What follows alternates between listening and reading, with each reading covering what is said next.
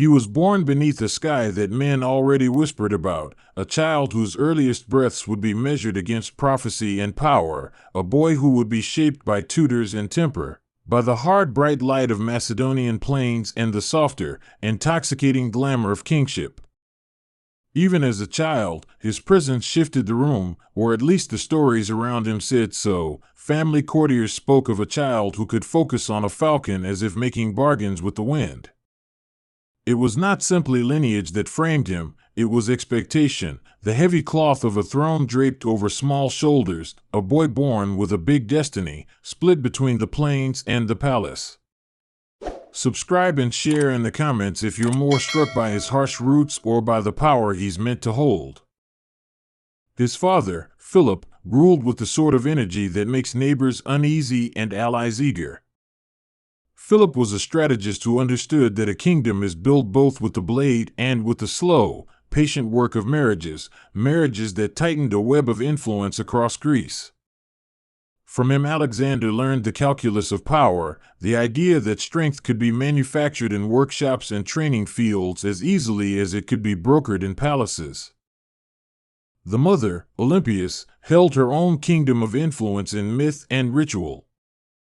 She was a woman of fierce loyalties and whispered divinations, the kind who made the domestic into a stage where destiny could be rehearsed. To Alexander she was both sanctuary and provocation, a generator of stories about gods and heroes that would sit in his imagination like coals waiting to flare. Education for a prince in Macedonia was an apprenticeship in authority as much as it was in letters. Men came to teach him rhetoric and philosophy, but also the geometry of spear formation and the history of kings who had ruled far-flung peoples. Among them Aristotle, brilliant and human, spoke of ethics and metaphysics while steering the boy toward a vision of leadership that married mind and sword. Aristotle gave him books and questions and a taste for the natural world, for the anatomy of plants and the logic of seasons, for the way a city breathes and a river moves. He taught him names for things and reasons for ruling, and he fed the latent hunger for knowledge that would make Alexander less a crude plunderer than a man obsessed with building and learning from the world he intended to command. Those lessons would later become instruments of empire. They shaped the way Alexander saw his mission. This education was also practical, taught on soft morning rides and on rough nights by the fires of the palace. He was shown maps and taught to read the land in the pattern of roads and rivers, and the positions of mountain passes and the grain of plains. A leader who cannot measure ground cannot command men. The boy learned to make those measurements almost by instinct. When he was 12, he was given his first command. It was small, a test of temperament and nerve as much as of tactical sense, yet it signaled a fundamental truth about how power would be entrusted to him. Men follow the voice they are convinced can lead. He moved troops with a deliberation that belonged to one both eager and cautious, careful to prove himself without overreaching, learning the economy of risk. There was the famous taming of the horse, a moment both literal and mythic. A wild, black steed refused every rider until the boy who would be king stepped forward and silenced his own breath to match the animal's. When he mounted, they seemed to agree on a shared law of motion. The horse, later named Bucephalus, became the emblem of Alexander's relationship with power, tempestuous, loyal, and singularly intimate. This scene was quoted often because it condensed so much into one image: dominance without cruelty, and empathy that could be mistaken for mastery, a bond between human and beast that would mirror Alexander's bond with men and with conquest. The story tells us as much about how people wanted to see their new prince as it tells us about the prince himself. Stories make kings, and the boy's stories began to accumulate into an incipient mythology. All of this unfolded under the watchful and sometimes impatient eye of Philip, who understood how to turn a capable child into a future monarch without making him easy to influence. Philip was brutal where he needed to be and tender where calculation demanded. He manufactured a realm and then tested its seams with wars and marriages. His victories and his resentments became the scaffolding for Alexander's ambitions. The Greek world into which Alexander was born was a tangle of city-states, each bent on its own glory, each nursing grudges and lofty philosophies. Athens had its culture, Sparta its discipline, Thebes its memories of independence. All of them watched to see whether the Macedonian crown would be a new sun or merely another eclipse. For a young prince, this mosaic was both challenge and invitation. It is important to understand that Macedonia itself was not simply a place, but a people with a particular cadence of life and war. The countryside trained men to move as one body, to dig in, to hold ground. From this crude, tactile rhythm, Alexander took a deep appreciation for the mechanics of a fighting force, for logistics, for the grim arithmetic of supply and fatigue. Under Philip, the army was transformed into an instrument of political will, fitted with innovations whose names we still speak when we talk about Alexander's campaigns. Spears grew longer and formations more disciplined. Pikes called sarissas pushed forward like a bristling sea. The phalanx, a formation where rows of armed men locked shields and pushed as a unit, became a professional tool of war that could not be taken for granted. Alexander watched these innovations not as a passive observer but as a hungry apprentice. He saw how a clever adaptation could unmake an enemy, how a shift in equipment could alter tempo and fortune. This attunement to change and an appetite for experimentation would be decisive in his later campaigns, when mismatched opponents required new strategies. His friendships were formative as well. Boys who fought beside him became men who would die for him, and their names, tenderly spoken in stone and echoed in later laments, would haunt the story of a man who never quite learned how to be without companions in arms. He learned loyalty and its cost, the peculiar pain of bonds forged in the pressure of imminent danger. One of those friends was Hephaestion, who stood often at Alexander's side as a confidant and mirror. Their relationship defied simple labels. It was a union of affection, admiration, and political partnership. The intimacy between them anchored Alexander in ways that no throne could, and it gave him a human center that guided his decisions and softened or sharpened his cruelty at times. Alexander loved hunting as much as he loved war. Game drove him into the woods early and made him comfortable with the rhythms of chase and kill, teaching him patience and sudden violence in equal measure. It also gave him an actor's sense of staging, an awareness of spectacle that he would later deploy shamelessly on battlefields and in conquered cities. But the boy was not merely a creature of action, he was an insatiable reader of stories. Homer, whose epics were the shared mythology of the Greeks, became Alexander's moral and imaginative tutor in many ways. He read of Achilles and Hector and began to place himself within those lines of fate, modeling heroism, pondering immortality, and understanding how legend could be weaponized. The palace itself was a theater of instruction.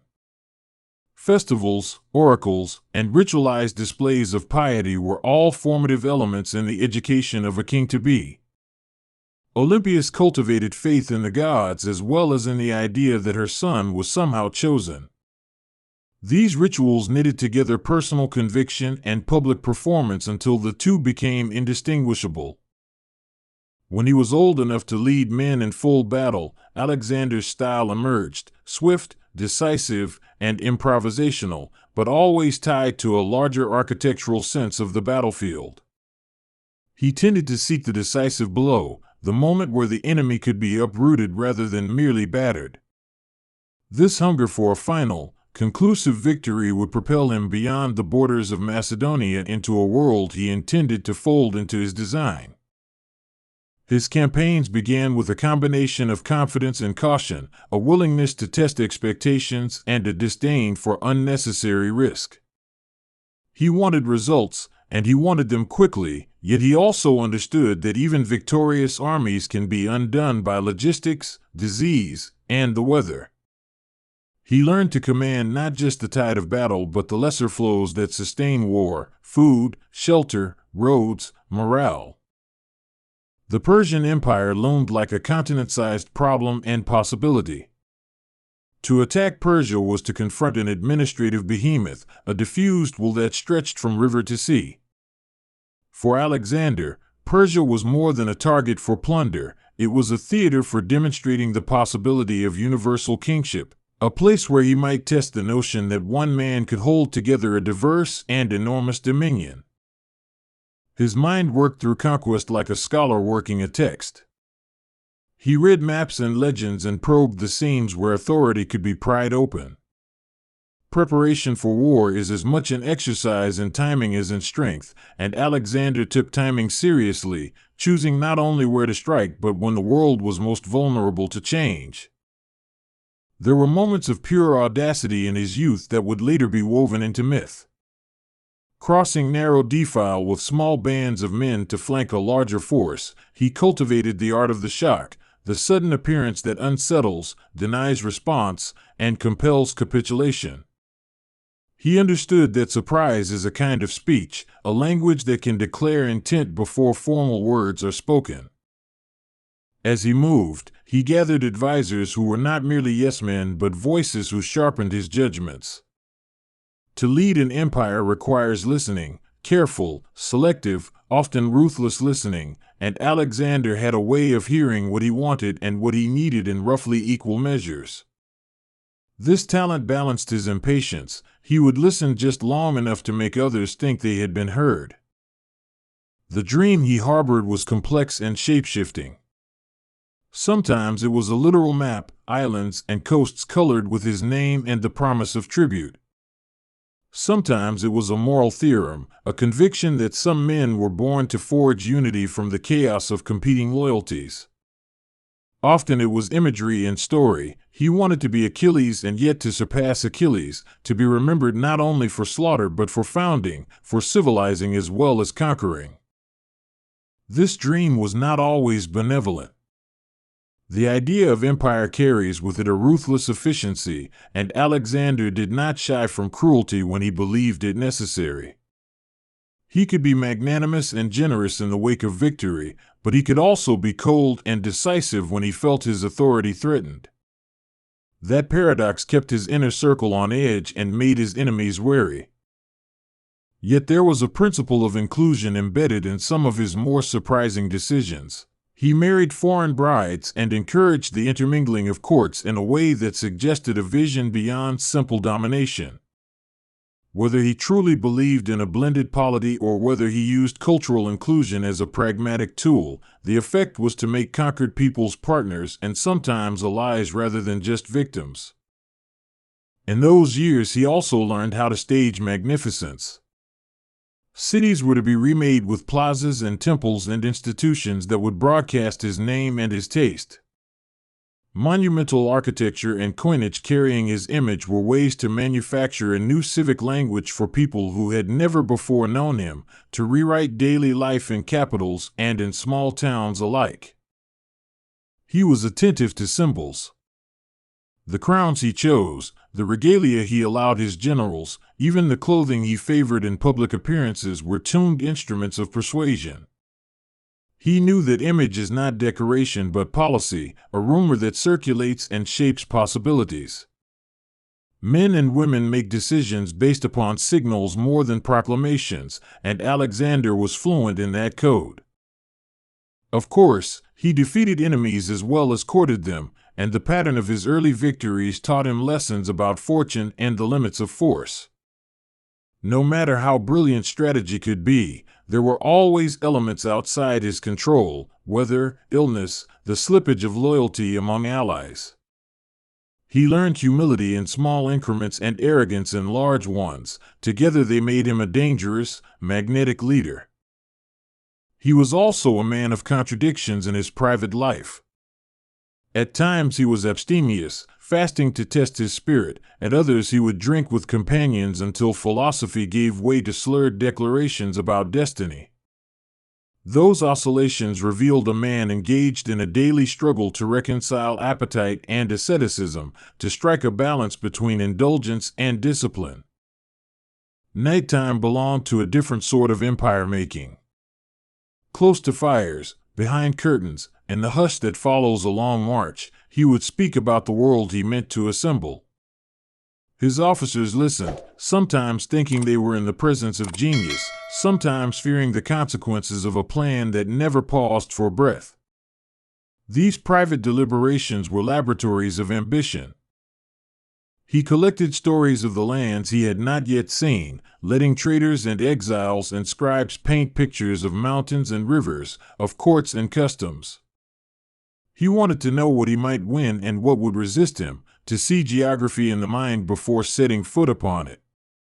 This practice of pre-conquest imagination turned the world into a series of possibilities instead of immutable facts. There was a ritualistic side to his campaigns that threaded hope with the practical. He consulted priests and seers, asking whether a deity favored his cause, and he took omens as evidence to be weighed rather than absolute law.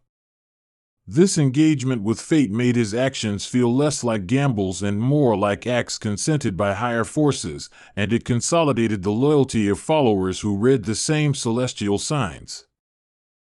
Yet Alexander was not merely satisfied with what the gods might allow. He often worked to bend religious practice to his benefit. By incorporating local cults and honoring foreign gods, he transformed worship into a bridge between conqueror and conquered. These gestures were tactical, they were sincere at moments, and they were deeply political, making piety serve the ends of unity.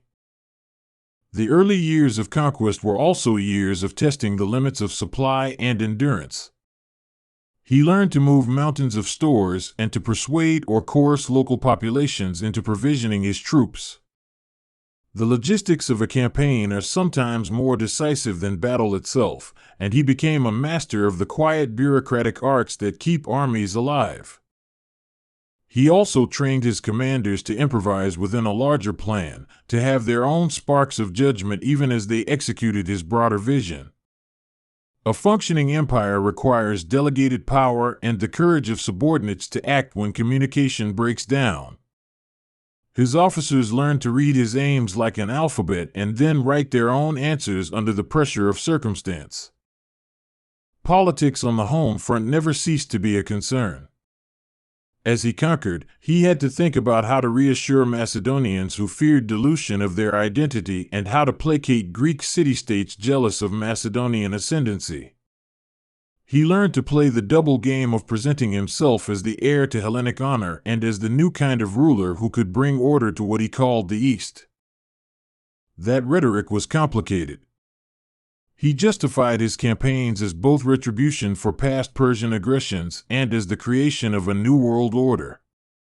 Sometimes his speeches were designed to attract volunteers and to galvanize his troops, sometimes they were carefully calibrated statements meant to placate hesitant allies. The art of persuasive speech was another tool he wielded without apology. Along with speeches came ceremonies that baptized his conquests into a new political vocabulary. Triumphs looked forward to the future even as they cataloged past violence. They recoded cities and peoples into registers of loyalty. Alexander was attentive to this grammatical shift because he knew that to rule is to remake language itself. In the quiet that comes after a battle, he often walked among the wounded and the dead as if seeking lessons in pain. He took inventory of human cost with the same coolness he applied to logistics, measuring the price of his ambitions in men and resources.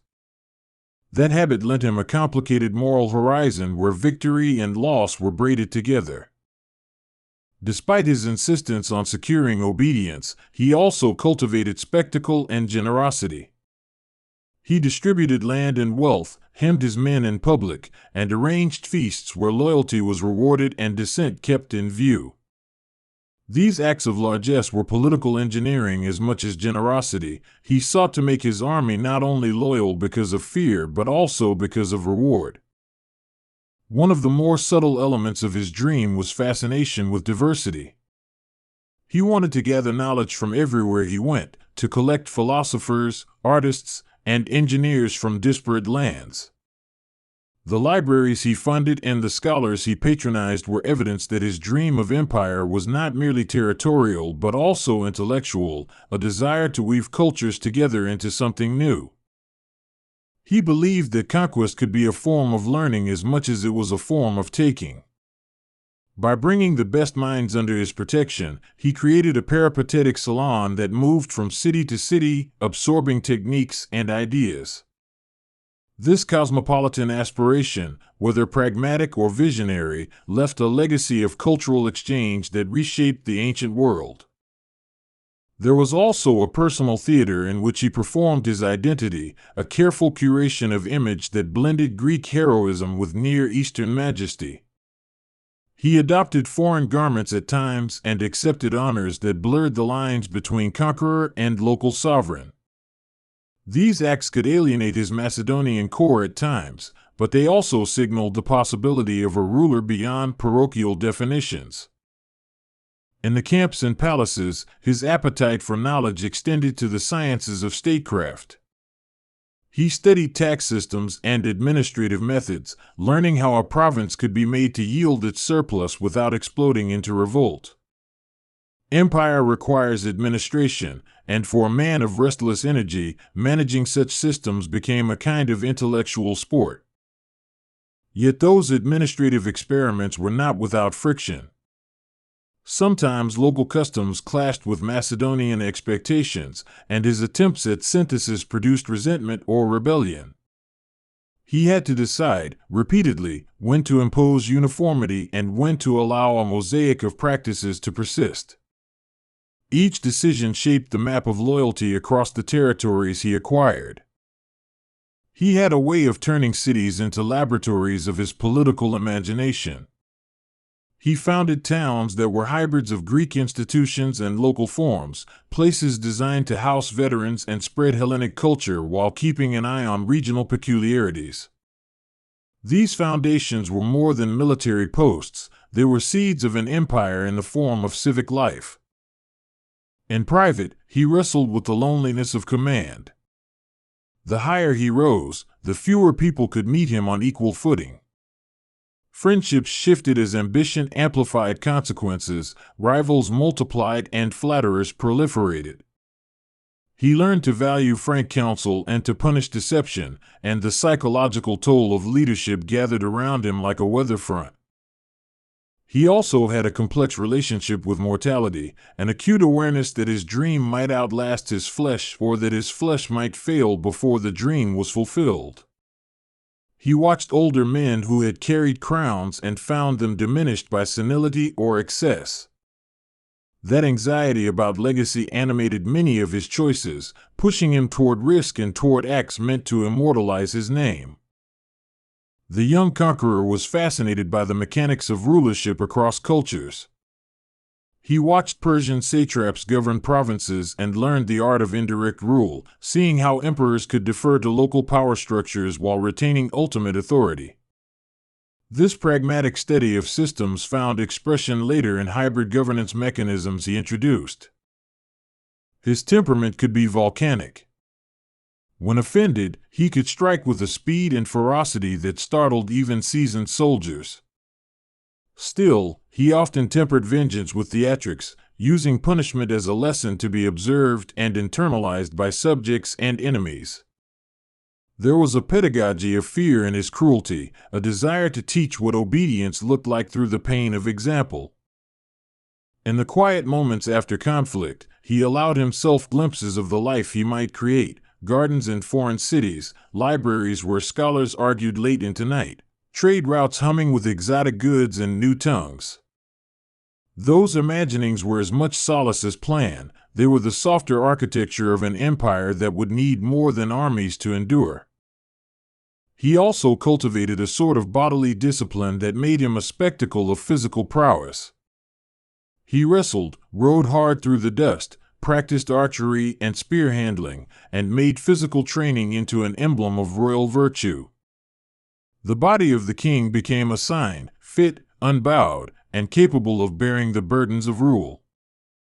Wine and feasting were inevitable parts of court life, yet Alexander used them as ritual as much as indulgence. Drinking could be celebration or a test of temper. In the flush of a banquet, he observed loyalties and uncovered schemes. Those gatherings were social laboratories where prestige and suspicion were tested in equal measure. He was attentive to the power of story, and he shaped his own narrative with careful hands. Bards who sang his praises were instruments of statecraft as much as entertainers. Songs and poems turned events into myth and myth into an interpretive frame for future deeds. Alexander understood that history is often written by those who choreograph the present. There were moments of painful learning, when the brute facts of nature or human stubbornness stymied his plans and forced adaptation. Winters turned roads into mud, storms wrecked supplies, and local leaders proved more cunning than expected. Each setback revised his methods and deepened his understanding of the messy realities of rule. The way he treated cities that resisted him was instructive. Some he raised as warnings to others, flattening landscapes as a way to proclaim sovereignty. Yet he was sometimes equally strategic in letting cities live and prosper if their elites bent to his will, using prosperity as a lure to political fidelity. By the time he reached the threshold of the Persian heartland, Alexander had become a creature of near-mythic reputation. Tales of his courage and ruthlessness moved ahead of him and made the peoples he encountered nervous or eager to placate. Reputation became a weapon as potent as any spear, opening doors and shrinking opposition before a sword was drawn. He often framed his actions in the terms of legacy and honor, invoking ancestors and heroes to justify the sweep of his ambitions. He wanted to be remembered as both a warrior and a founder, someone who could build civic systems as well as topple thrones. That dual desire gave a moral sheen to acts that otherwise might be dismissed as naked aggression. Still, empire is a hunger that never quite satisfies. The more ground he took, the more borders he imagined, the more distant horizons he chased. Conquest became a cycle of appetite and satiation that paid little heed to rest. Each victory birthed new possibilities and therefore new cravings for expansion. The dream of empire was also a communal project, for he relied on men who believed in him enough to risk their lives and fortunes. Leadership is a reciprocal transaction. A ruler offers a vision and the promise of reward, and followers offer loyalty and blood. Alexander mastered that exchange in ways that merged charisma with practical incentives. As he marched eastward, he collected names and monuments and practices that would later be used to stitch an imperial fabric. He left behind cities with Greek councils, ordered the minting of coins stamped with his visage, and built roads that made movement and oversight possible. These were the infrastructural gestures of empire, the pragmatic skeleton on which more ornate things could be hung. He also engaged in a rhetorical battle, insisting he was both avenger and liberator depending on the audience. To Greeks he spoke of chastising Persian hubris. To Persians he sometimes presented himself as a successor who would incorporate their institutions while offering stability. This linguistic flexibility was part of what made him both dangerous and appealing. There were intimations of divine favor in how he moved and how people spoke of him. Some saw him as blessed by gods, others as hubristic and dangerous. The ambiguity of divine association gave his career a metaphysical overlay that made his decisions seem inevitable to some and hubristic to others. He was always watching for the moment to turn military success into durable political authority, and that is a hard art. Conquest creates the possibility of empire, but only governance can make it last. Alexander's attempts at civic and administrative reform were part of a continuous experiment to translate victory into lasting order. In the circles of power, he created rituals of loyalty that mixed Macedonian practice with local customs, producing ceremonial hybridities that softened resistance and banked allegiance. Festivals, marriages, and shared honors were all diplomatic tools, gestures meant to seduce elites into collaboration and to enmesh civic pride with his name. As his influence spread, he became increasingly aware of the fragile weave that held large polities together.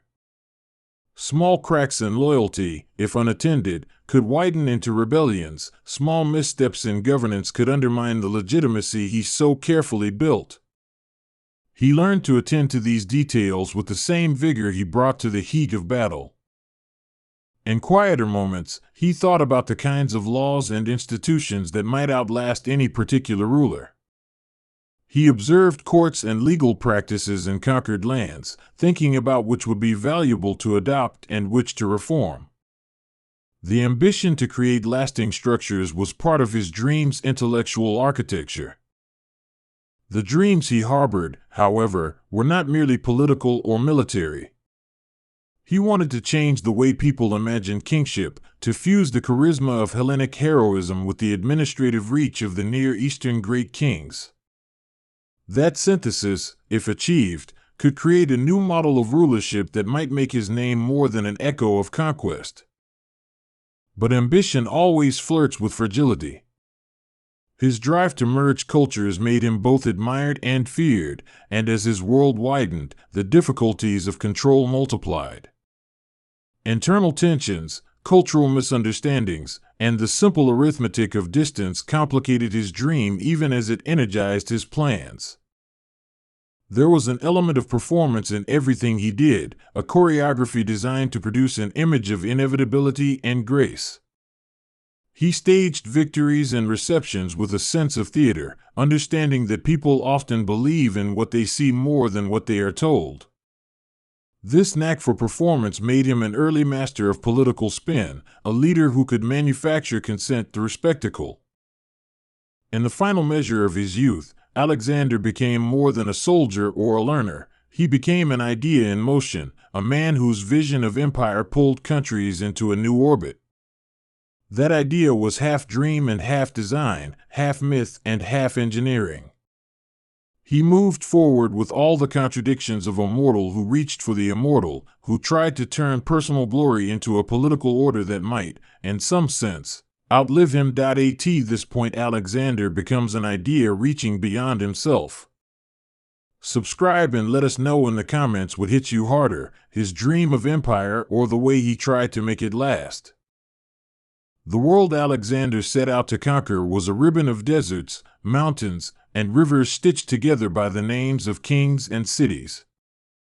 He began not as a god or a general, but as a Macedonian prince who had learned to ride and to reason at his father's knee. When he crossed into the Persian Empire, he did so with a small army of Macedonians and Greeks, a force that seemed almost childlike against the vastness of Asia. Yet what he lacked in size he made up for with speed, imagination, and a relentless curiosity about the lands he entered. From the first crossing he moved like a thoughtful storm, striking suddenly and then drawing back to measure the consequences. His initial campaigns were calculated probes into Persian strength, testing satrapal loyalty and the resolve of Darius III, the reigning king who held an empire stitched together by custom, tribute, and fear. Alexander treated towns as both trophies and experiments, seeing in each wall and market a chance to learn how the Persians ruled and where their weaknesses lay. He took note of satraps who hesitated and soldiers who fled, and he marked the roads and rivers he would need to control. The Battle of the Granicus was one of those early tests, a clash that read like a trial by fire for the Macedonian phalanx and the companion cavalry. They met Persian mercenaries and local levies along the riverbank, where the water and the narrow approach worked as much against the attackers as for them. Alexander led from the front, his helmet gleaming, his charge cutting into the Persian line with an audacity that reshaped morale. Victory at Granicus was not only a military triumph, it was a psychological one, announcing that the Macedonian army could defeat the might of Persia in pitched battle. After Granicus, the campaign became as much about governance as about fighting. Cities surrendered or negotiated, and Alexander often left behind garrisons and new administrators who could bridge Greek ways and Persian customs. He adopted a flexible policy, sparing some rulers and deposing others, always aiming to create a sense that his conquest was not merely about replacing one ruler with another, but about creating a new order.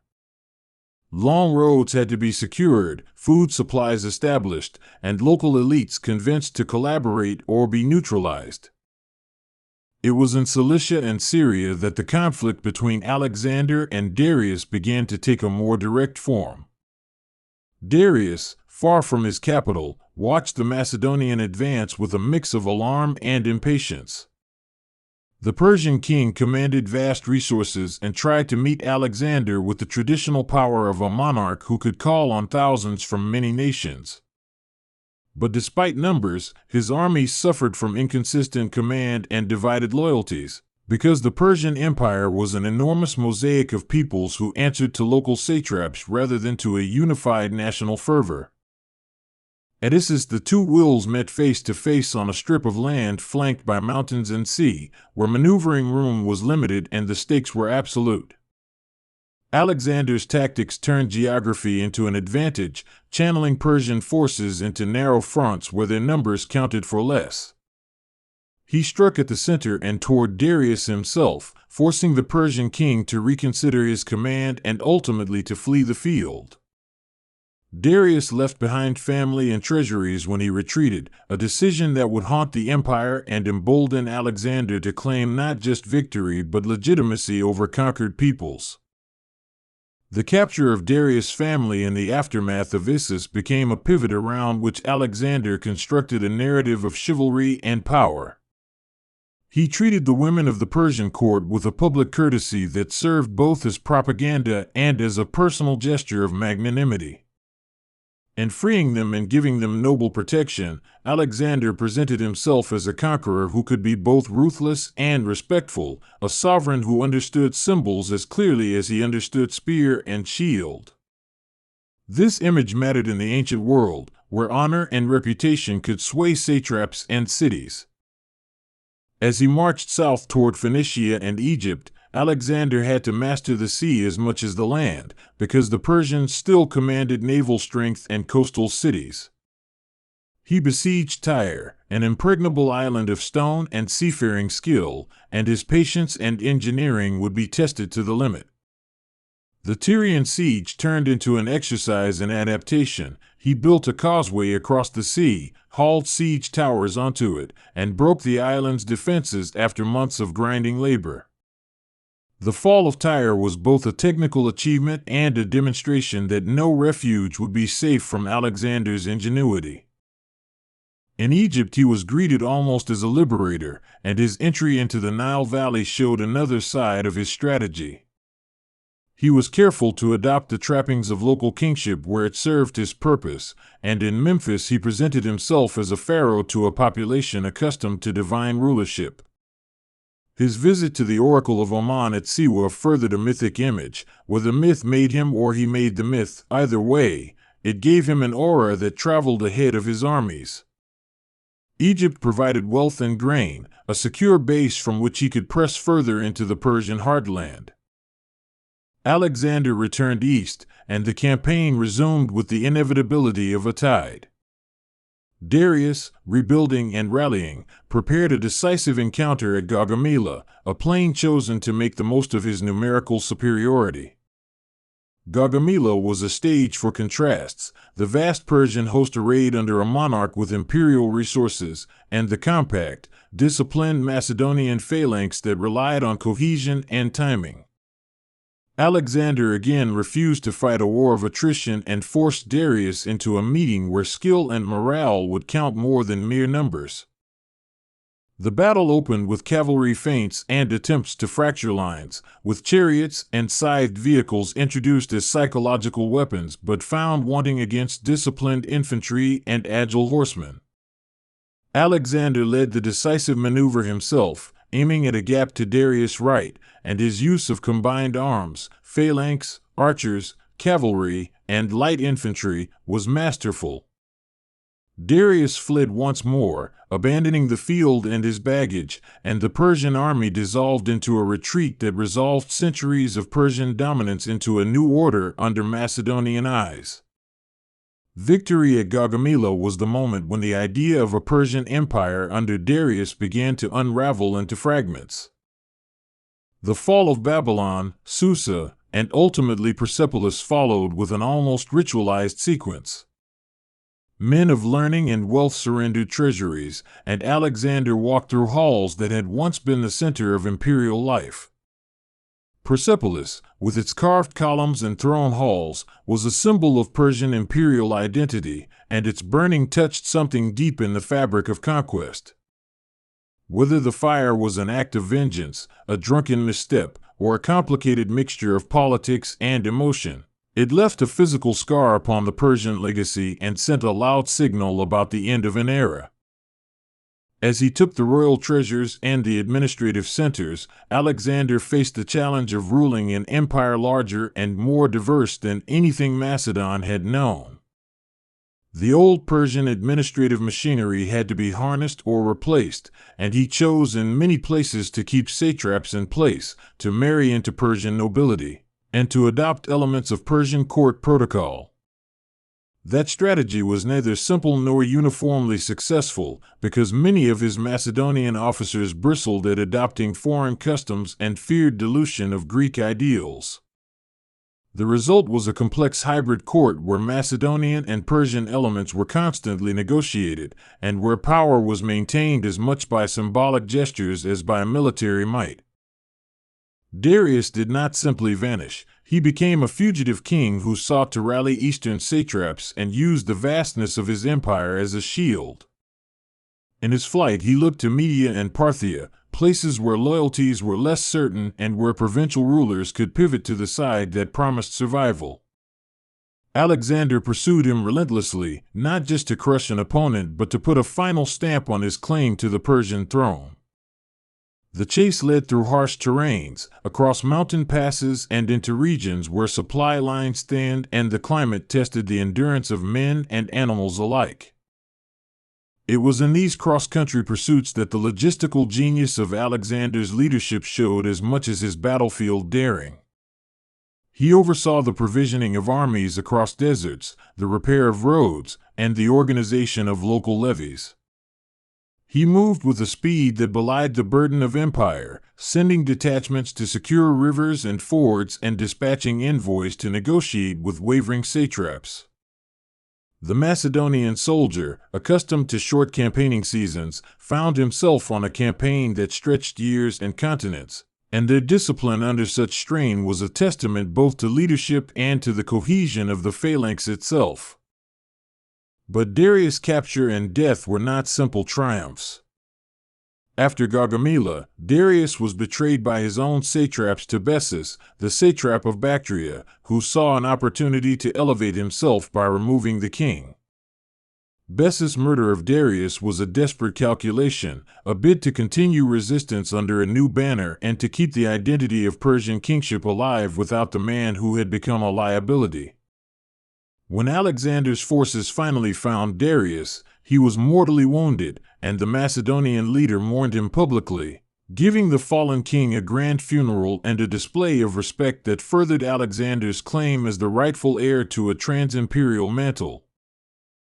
The death of Darius did not end the resistance, it fragmented it. Bessus and other satraps retreated into eastern provinces where local loyalties were stronger and Macedonian control thinner. Alexander pursued them into lands that tested not only the endurance of his army, but also the limits of cultural integration.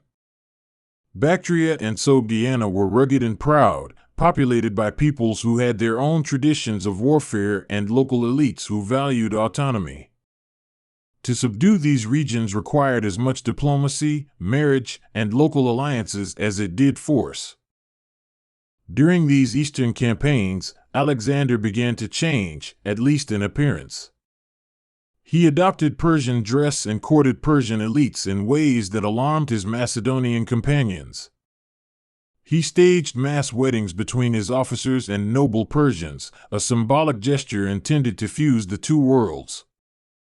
Some of his soldiers saw these acts as betrayal, as a surrender to alien forms of luxury and autocracy, while others followed him loyally because they saw personal advantage or because they trusted his genius. These tensions simmered and sometimes burst into conflict, reshaping the social landscape of the army itself. The battles in these remote provinces featured guerrilla tactics and difficult sieges rather than the set-piece battles of earlier years. Mountain strongholds resisted for seasons, and smaller campaigns had to be waged against tribal coalitions and fortified towns. Alexander's engineers once again played decisive roles, throwing up bridges, siege engines, and camps that allowed a concentrated force to subdue scattered enemies. His ability to inspire loyalty in some locals and fear in others allowed him to bend these terrains to his will, though never without cost in lives and treasure. Throughout all this, Alexander cultivated a narrative of universality. He presented himself as emperor of all peoples, borrowing Persian titles and rituals to bind together Greeks, Persians, and the countless ethnic groups within his dominions. He issued decrees, honored gods from many traditions, and sought to create shared ceremonies that could stand above local rivalries. Whether he sought genuine synthesis or a more practical administrative unity is still debated, but the fact remains that he tried to knit an empire that would hold under his hand. The use of marriage and ceremony was not purely symbolic.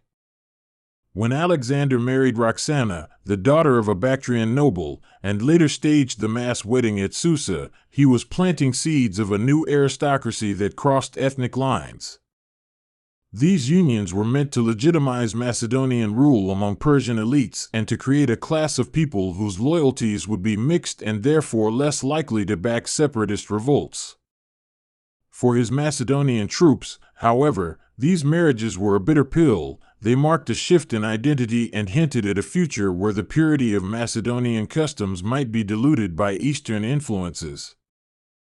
Meanwhile, the administrative order of Persia had to be reconstructed in places where satraps had declared independence or joined Bessus.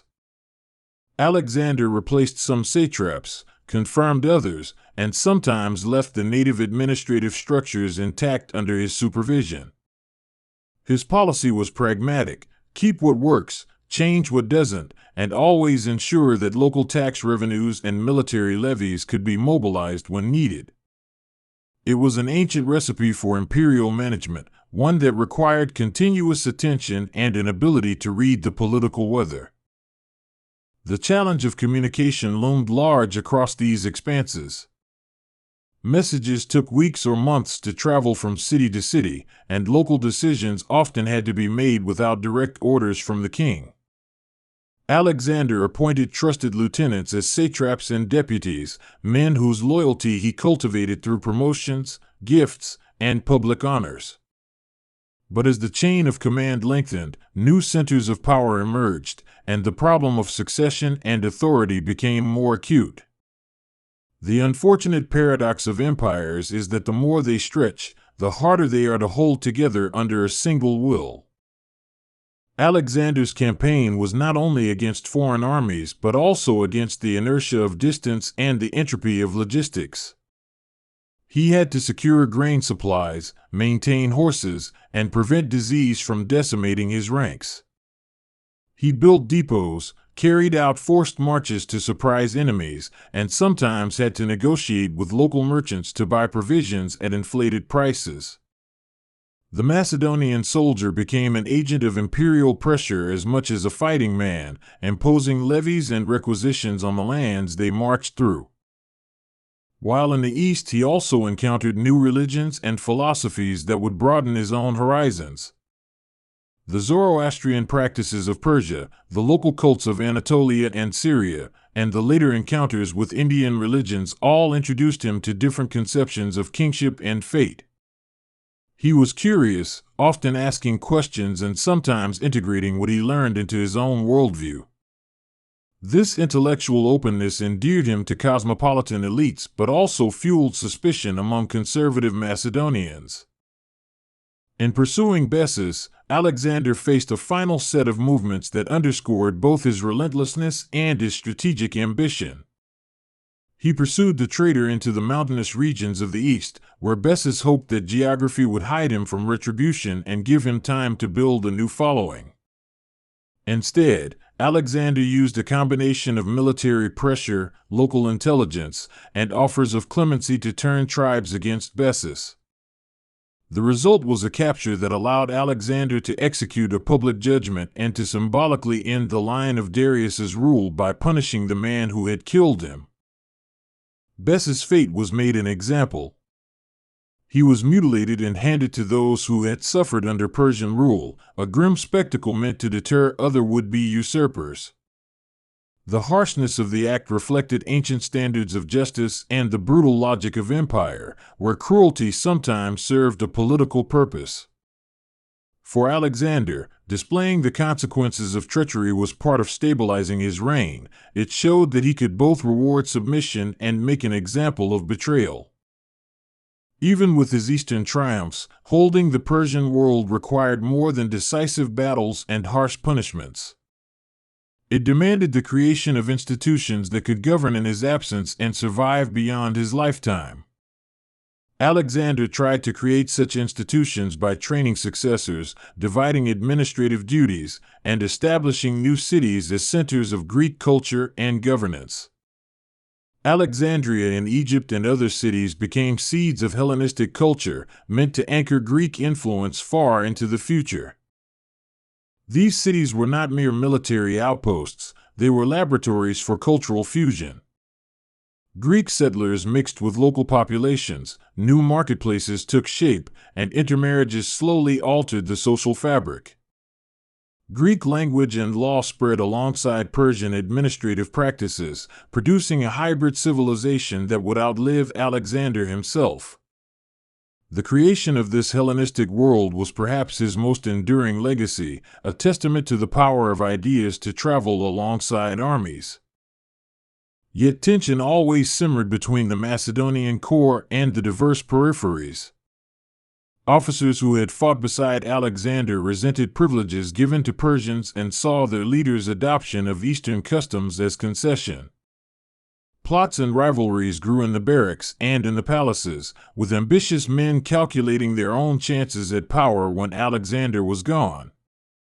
Those tensions would not be resolved in his lifetime and foreshadowed the violent fragmentation that awaited his empire after his death. Alexander's personal style of leadership also mattered enormously. He was charismatic and often mercurial, capable of great generosity and of sudden anger.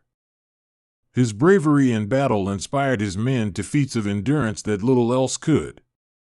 At the same time, his demands were exhausting. Long campaigns, rapid marches, and risky sieges required soldiers to be more than soldiers. They had to be willing participants in an experiment of world-making. His relationship with his companions and with his mother, Olympias, shaped much of the political drama around him.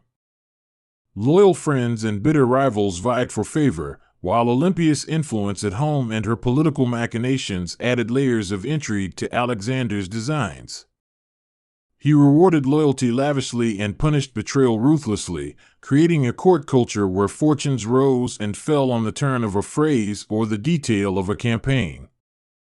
This personal dimension of power made his rule vivid and unpredictable, as much a story of human relations as of military logistics. Among the most striking aspects of his campaign was the way Alexander used ceremonies and symbols to create authority. He staged public sacrifices, received local religious honors, and let himself be portrayed in art as a successor to great kings of the past. He understood that symbols could be as persuasive as spears, that public ritual could weave disparate peoples into a single narrative under his leadership. These performances were calculated to make resistance less likely and to lend his rule an aura of inevitability. The diplomacy Alexander practiced deserved careful attention, because every treaty, marriage, and appointment was a move in a larger geopolitical chess game. He negotiated with city-states, bought loyalty with land grants, and sought to win over local elites who could administrate provinces more efficiently than foreign garrisons. He was patient where patience paid and swift where speed mattered, always aiming to leave behind a political order that would not implode when his army moved on. Yet one cannot tell this story without acknowledging the human cost. Cities burned, fields were forced to supply armies, and thousands of men from many nations died on marches, in sieges, and in open battle. The Persian world was transformed through violence, and for many the campaign meant dispossession and displacement. Alexander's ambition brought glory and also sorrow, and the shadow of that sorrow followed his triumphs like a persistent wind. In the wake of conquest came the question of how to administer justice in a new imperial order. Alexander tried to codify certain settlements and to allow local laws to persist where they did not conflict with his aims. He set judges and administrators to oversee disputes and attempted to weave a legal fabric that could be comprehensible across cultural boundaries. This pragmatic approach eased transitions in some regions, but in places where old habits and loyalties remained strong, it simply postponed confrontation. As he moved into the Indian subcontinent, new tactical challenges awaited him, and his army met war elephants and unfamiliar fighting styles. These encounters were tests of adaptation. Alexander learned quickly how to counter unfamiliar weapons and to incorporate local troops into his own armies. The Indus campaign extended his reach, but also brought to the fore the limits of his soldiers' willingness to continue. When his army refused to march further east, tired and longing for home, Alexander was forced to reckon with the reality that even the most ambitious of leaders must heed the endurance of those who bear his burden. The return journey west was itself an epic of endurance and negotiation. Mountains and deserts, monsoon rains, and tribal resistance turned the march into a grinding ordeal. Yet along the way Alexander consolidated his hold on the lands he had already traversed, setting up garrisons and ensuring that supply lines were secure. He displayed a mixture of ruthlessness and clemency that kept many regions subdued and allowed trade to resume, demonstrating an almost clinical approach to the maintenance of empire. As years passed, whispers about succession and the future of his empire grew louder. Alexander's sudden death in Babylon left a vacuum that his administrative innovations could not fill. He had created a superstructure of power, but he had not solidified a stable mechanism for succession that could bind his vast realm together without him. Consequently, the empire fractured almost immediately into the hands of his generals, who turned from loyal companions into competing kings. The wars of the Diadochi that followed Alexander's death splintered his achievements into separate Hellenistic kingdoms. Ptolemy took Egypt, Seleucus secured much of the eastern territories, and other generals carved out realms in Greece and Asia Minor. The cultural and administrative legacies of Alexander persisted, but they persisted in fractured forms, each successor adopting parts of his policy and abandoning others. That fragmentation was a sad but inevitable byproduct of an empire built around a charismatic individual. Looked at from the perspective of the Persian world, Alexander's campaign was both a catastrophic rupture and a seedbed for synthesis. He destroyed and he rebuilt, he displaced and he integrated, and in the places where Greek and Persian elements mixed, a new civilization emerged that bore traces of both. Art, language, and governance blended into forms that were distinctively Hellenistic, and those forms influenced the Mediterranean and Near Eastern world for centuries. The Persian administrative apparatus did not vanish so much as it transformed, shifting under the hand of new rulers who often relied on old methods. From the standpoint of military history, his long war against Darius and the Persian world is often studied for its tactical innovations, the use of the companion cavalry, the development of siegecraft, and the flexibility of the phalanx in open battles.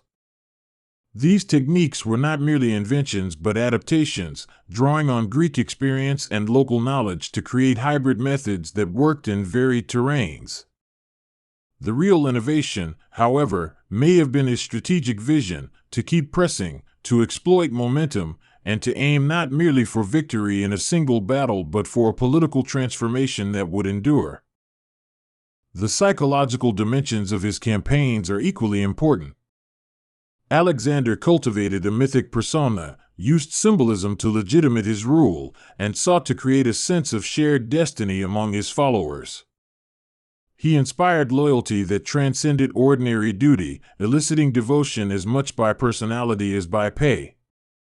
But that same charisma made his institutions fragile, because when the person at the center vanished, the web of loyalties he had woven could easily fray. In cultural terms, the conquests accelerated the spread of Greek language, art, and urban forms across the Near East. Cities named after Alexander himself became centers where Greek and local languages coexisted, where scholars and merchants circulated, and where new philosophical ideas took root. This diffusion created networks of exchange that would later be used by Roman administrators and by local rulers who adapted Hellenistic patterns to their own ends. The legacy of these networks is visible in coins, inscriptions, and ruins that still speak to the mixing of artistic motifs and urban plans. The Persian aristocracy and administrative classes did not simply disappear under Macedonian rule.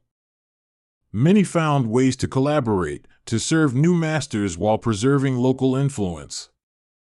The satrapal system was retooled rather than abolished in many places, and local elites often managed to retain significant power by learning the language of the new rulers. That continuity helped stabilize the newly conquered provinces, and it allowed Alexander's government to function more smoothly than it might have if it had tried to replace an entire governing class at once. His campaign also had profound demographic effects. Populations were displaced, colonies were founded, and soldiers settled in new lands. The settling of veterans and colonists created new social strata in cities that had once been Persian in character.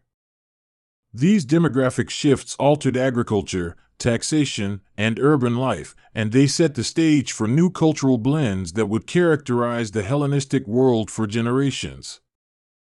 Looking back, the war against Darius reads as a collision of two systems, a sprawling imperial order based on tribute and local autonomy, and a compact, mobile force shaped by years of Macedonian discipline and a leader with an unending appetite for conquest. The clash produced a transformation that was as much administrative as it was military. Alexander's victory was not complete in the sense of total homogenization, but it was decisive in creating a new international order dominated by Hellenistic principles and anchored by a series of successor kingdoms. Historians and storytellers have long debated Alexander's motives. Was he driven by glory, by a quest for knowledge, by a sense of divine mission, or by something more pragmatic? The truth is likely a mixture. He sought personal glory and power, but he was also a man who loved stories, myths, and the idea of creating a new world. He read Homer and wanted to emulate his heroes, and he was fascinated by the cultures he conquered, which he sometimes genuinely tried to understand. That blend of ambition and curiosity made him uniquely suited, for a time, to reshape the ancient world. Even the manner of his death underscores the fragility of such monumental enterprises. The king who had once seemed unstoppable fell ill and died, leaving no adult heir who could command the same loyalty. The resulting scramble among his generals revealed that while institutions had been built, they had not been firmly rooted in durable public consent. The empire he had created dissolved into pieces that retained elements of his policy but also reflected the ambitions and priorities of his successors. It is tempting to frame his war against Darius as a single grand narrative of conquest, but the reality was composed of countless smaller stories, of each siege, of every negotiated surrender, Of the meals eaten by soldiers under strange stars, of the letters sent to ask for reinforcements, and of the quiet conversations between Alexander and his advisors. Those small moments, strung together, formed the human fabric of a campaign that transformed the ancient world. For those who marched with him, the war was not a single epic but a long sequence of days, hardships, triumphs, and losses that left permanent marks on their lives. The Persian world itself continued to influence the conquerors. The administrative acumen of Persian bureaucrats, the architectural styles of Near Eastern palaces, and the religious traditions of the region all left their imprint on the ruling elites of the Hellenistic kingdoms. Alexander's attempt to merge Greek and Persian elements was imperfect, but it accelerated a process of cultural exchange that would endure. In the end, the conflict between Alexander and Darius was both an end and a beginning. It extinguished one imperial order and helped ignite another, whose consequences extended far beyond their lifetimes. To listen to this story is to hear layers of drama, the clang of swords, the soft murmur of courtly intrigue, the creak of siege machinery, and the arithmetic of logistics that made conquest possible. It is the story of individuals, of a bold, restless king, of a monarch fleeing his doom, of satraps who betrayed and of soldiers who followed, and of the landscapes that framed their actions. The Persian world was not simply a backdrop, it was an active participant that shaped strategy, inspired innovation, and demanded adaptation. In the last analysis, Alexander's war against Darius shows how empires rise and fall through the interplay of ambition, culture, and administration. It reveals the astonishing capacity of a single man to reshape political boundaries and cultural habits, and it shows the limits of personal power when it lacks institutional depth. The Persian Empire did not vanish overnight, and traces of its governance remained embedded in the very structures Alexander used to rule. His conquest was thus both destructive and creative, an act of historical alchemy that turned decades of tradition into new political forms. When historians retrace the campaigns across the Persian world, they often return to the human choices that made the difference, whether a commander hesitated at a ford, whether a satrap chose to betray or to submit, whether a city decided to fight or to welcome a new ruler. These decisions were made not only by kings and generals but by merchants, priests, and farmers, each acting from a web of local interests and fears. The complexity of those decisions shows why the story resists simple moral judgment and why it continues to fascinate readers and listeners centuries later. The echoes of these wars can still be found in place names, coins, ruins, and the genetic mixing of populations. Towns that once welcomed Alexander's garrisons grew into centers of learning, and artisans who once carved Persian reliefs learned Greek techniques and vice versa. In some regions, a bilingualism of administration developed. In others, older customs persisted beneath a veneer of Hellenistic forms. This layered reality is why the period after Alexander remained so rich and dynamic. It was a time of constant improvisation between old and new. In listening to the sweep of Alexander's campaign, one hears not only battles and sieges but also the quiet strategies of empire making. He collected not only cities but ideas, religions, and administrative practices. He negotiated with local elites and tried to craft a public image that would make his rule acceptable to those who had once served Darius. His ambition was to be more than a conqueror. He wanted to be an architect of a new world order. Yet even as he built, the limits of his project were apparent. Language barriers, cultural frictions, and the simple vastness of the territory meant that many parts of the empire remained only loosely connected. The changes he made were profound but often incomplete, and in the decades after his death the regions he conquered would evolve in directions he could never have fully anticipated. That instability is the paradox of all sweeping histories. Great transformations produce new orders but also new uncertainties. Finally, The story of Alexander's war against Darius is an invitation to think about power and its consequences. It asks whether military genius can substitute for institutional depth, whether cultural blending can be planned from above, and how leaders should balance respect for local traditions with the demands of centralized control. These questions mattered in the 4th century BCE, and they continue to matter today, because empires, ancient or modern, face the same dilemmas when they seek to govern diverse peoples across vast distances. The campaign across the Persian world was an epic of human will against geography, custom, and the inertia of long-standing systems. It was a story of bold moves and cautious governance, of enormous risk and careful administration. Above all, it was the story of a leader who pushed himself and his men into territories where the map of the world was still being written, and who left behind a mixed legacy of destruction and creation that shaped the Mediterranean and Near Eastern worlds for generations. When Alexander looked east, he did not only see land, he saw possibility, rumor, and a map not yet drawn. He had already folded the Persian Empire like a piece of cloth into his own practice, and the edge of the world lay somewhere beyond rivers that no Macedonian eye had charted for them. The idea of India grew in his mind not as a distant curiosity but as a destination with shape and consequence. He carried with him the memory of childhood tales, of Achilles and Homer, and the conviction that greatness required testing at the limits. Those limits were both practical and metaphysical, mountains that scratched the sky, seas that might not yield passage, and peoples with customs unlike any he had seen. Each unknown became fuel for the decision to march down into the subcontinent, to see whether the edge of the earth would yield kingdoms or simply more horizon. Before the word India conjured images of elephants and monsoons in the Macedonian camp, it was a geography of mountain passes and river valleys. The campaign that led there began in the chaos of Persia's collapsing authority and the steady consolidation of Alexander's generals. He had to move through Bactria and Sogdiana, and through a landscape of high passes where supply, weather, and loyalty were tested before the country opened into the Indus Basin.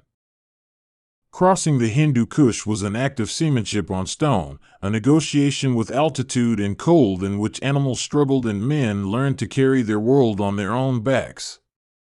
The army showed its elasticity there, young Macedonian phalanxes alongside Persian cavalry, local guides interpreting a terrain that did not answer to maps but to intuition. Those weeks hardened soldiers for a different challenge: water and green, lowland heat, and the multitude of unfamiliar polities they would soon encounter. As they descended toward the Indus, the land seemed to shift character with each degree of altitude and each stone that fell from the path. The air grew warmer and the scent of vegetation changed, carrying with it insects, heat, and a different sun. Voices in the camp spoke of rivers that were wide as seas and of cities whose faces were unknown to Greek tongues. Alexander found himself not only at the head of an army but at the center of a culture encounter, where diplomacy would be as decisive as force. He sent envoys to rulers already established along the Indus, to men like Taxiles who could be persuaded that alliance with the would-be king of Asia might mean survival or advantage. Negotiation meant promises of protection, mutual respect, and sometimes the delicate insertion of Macedonian cities to anchor power in strange soil. The engineers and quartermasters worked at the edge of their knowledge, building bridges and improvising ways to move supplies across rivers that swelled with spring melt. Alexander, ever restless, found pleasure in the practical, watching a pontoon fleet take shape, testing bridges, arguing over the best placement of a camp. His appetite for detail mattered then. A single failure in logistics could turn a triumphant march into a desperate scramble. Men whispered about climate and gods, about beasts and plants that smelled of strangers, and about the weight and worth of the campaign. In the mess tents, around the fires, they told stories that had been stitched from Persian legends and Macedonian bravado, mixing truth with the appetites of exile and conquest. Those fires kept them warm and reminded them that they carried a Mediterranean world into weather that paid no regard to their myths. The first major confrontation with Indian power came at the Hydaspes, a river that Arian and others would later name for the Greeks as a place where Alexander's nerve and invention were tested. The Hydaspes was not merely a geographical obstacle, it was a living riddle of currents, monsoon-fed floods, and a ruler who would not surrender before being properly known. Porus, the local king, positioned himself with elephants and troops that moved differently than Persian cavalry or Greek hoplites, offering a coordination that would reveal both strengths and limits in Macedonian tactics. Alexander's crossing of the river was not a single, dramatic stroke but a sequence of careful decisions, feints, and the kind of patience that surprised those who imagined him as only a headlong rider. He watched the water and the sky, tested the banks, and used smaller detachments to probe positions while keeping his main force hidden. When he finally moved, it was with preparation, boats, timing, and a willingness to accept the natural world as an adversary to be negotiated rather than simply broken. Facing Porus, Alexander encountered elephants in pitched battle for the first time in a way that required on-the-spot adaptation. These animals were not mere instruments of war, they shaped the tempo of the fight, skirting formations and appending the strict geometry of the phalanx. Alexander and his commanders responded with speed, using skirmishers, cavalry maneuvers, and tactical flexibility to disrupt the elephants and isolate enemy leaders. The battle's choreography was rooted in the Macedonian strengths of discipline and command, but it was also an exercise in improvisation. Alexander fought forward through the confusion to meet Porus face to face, an image that would survive through chronicles as a moment of mutual recognition between conqueror and local monarch. After the smoke cleared, what mattered to Alexander was not simply victory but the political aftermath, how to govern, integrate, and make his conquest sustainable. In that aftermath, he made a choice that startled some and made sense to others. He reinstated Porus as a satrap, a client king who would govern in his name. It was a pragmatism that married conquest to continuity, a way of saying that ruling a riverine kingdom required someone who knew its ways. Alexander could place a Macedonian garrison and leave agents of control, but he also understood the strengths of local legitimacy. The march deeper into the Punjab revealed a tapestry of principalities, languages, and practices that were at once striking and fragmentary. Each city or kingdom presented a new problem. Some negotiated, some resisted, and some welcomed the protection and prestige that came from alliance with the man who had broken the Persian heart. The land itself was generous in resources and complex in administration, producing grain in plains and wealth in trade routes that would feed imperial ambitions. Alexander's court brimmed with people who had also grown accustomed to empire building as behavioral art, guards who had seen winter in the highlands and diplomats who could smile in many tongues. He cultivated a style of rule that mixed Hellenic institutions with local forms, founding cities that bore his name and Greek institutions, intended as garrison towns but destined to become melting pots. Those cities, whether Byzantine in aspiration or practical in origin, became nodes where cultures would mingle, languages would meet, and new generations would grow up half Greek, half local, and wholly cosmopolitan in their outlook. As they pressed east, the army encountered animals and crops and markets that reset their ideas of abundance. Traders brought spices, jewels, and fabrics whose textures stunned the Macedonian fabric cutters. The richness of commerce made control tempting but also demanded more complex administration, taxation, licensing, and the legal frameworks necessary to keep trade flowing across cultures. The seasonal monsoon began to announce itself in the skies like a slow experiment in pressure and patience, carrying rain that swelled rivers and kept movements of troops precarious. Alexander's staff had to time marches with the weather, to avoid bogs and to secure foraging as the land changed from arid highlands to thick, fertile plains. Nature, ever indifferent, forced a cadence onto the campaign that no general, however audacious, could wholly command. Morale ebbed and swelled as clearly as rivers. Some soldiers wrote letters home asking for news of fathers and fields, while others dreamed of the wealth that would let them retire early. There was a steady trickle of soldiers who had joined as boys and had matured into hardened veterans under the Macedonian sun, men who had learned to read an enemy's intention from a horse's flinch or the turn of a commander's hand. Alexander's ambitions built not only city walls but also extended families of loyalty and resentment. He adopted Persian dress in some ceremonies, placed Persians in positions of command, and arranged marriages between Macedonians and local nobility, a deliberate policy to fuse the elites.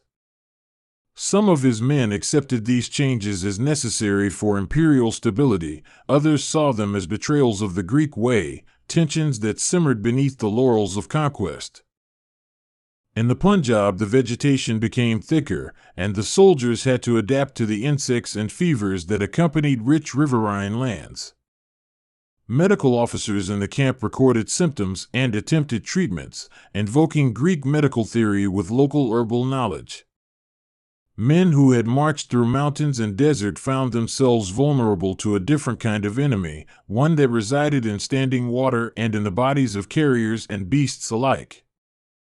Alexander liked to test his officers on the ground, to throw difficult problems at them to see who flamed white-hot under pressure and who cracked. He rewarded boldness, but he also punished what seemed like needless risk. Those standards ensured obedience but bred grudges that could take seasons to quiet, especially when men felt the campaign stretching beyond the limits of endurance they had imagined when they first took up their spears. The campaign was a symphony of small decisions stitched into a larger melody of conquest: which city to take by storm, when to offer clemency, how to deploy cavalry in floodplain terrain. Each move required knowledge of the enemy and of the terrain, sometimes supplied by locals who would bargain their loyalties for protection or favor.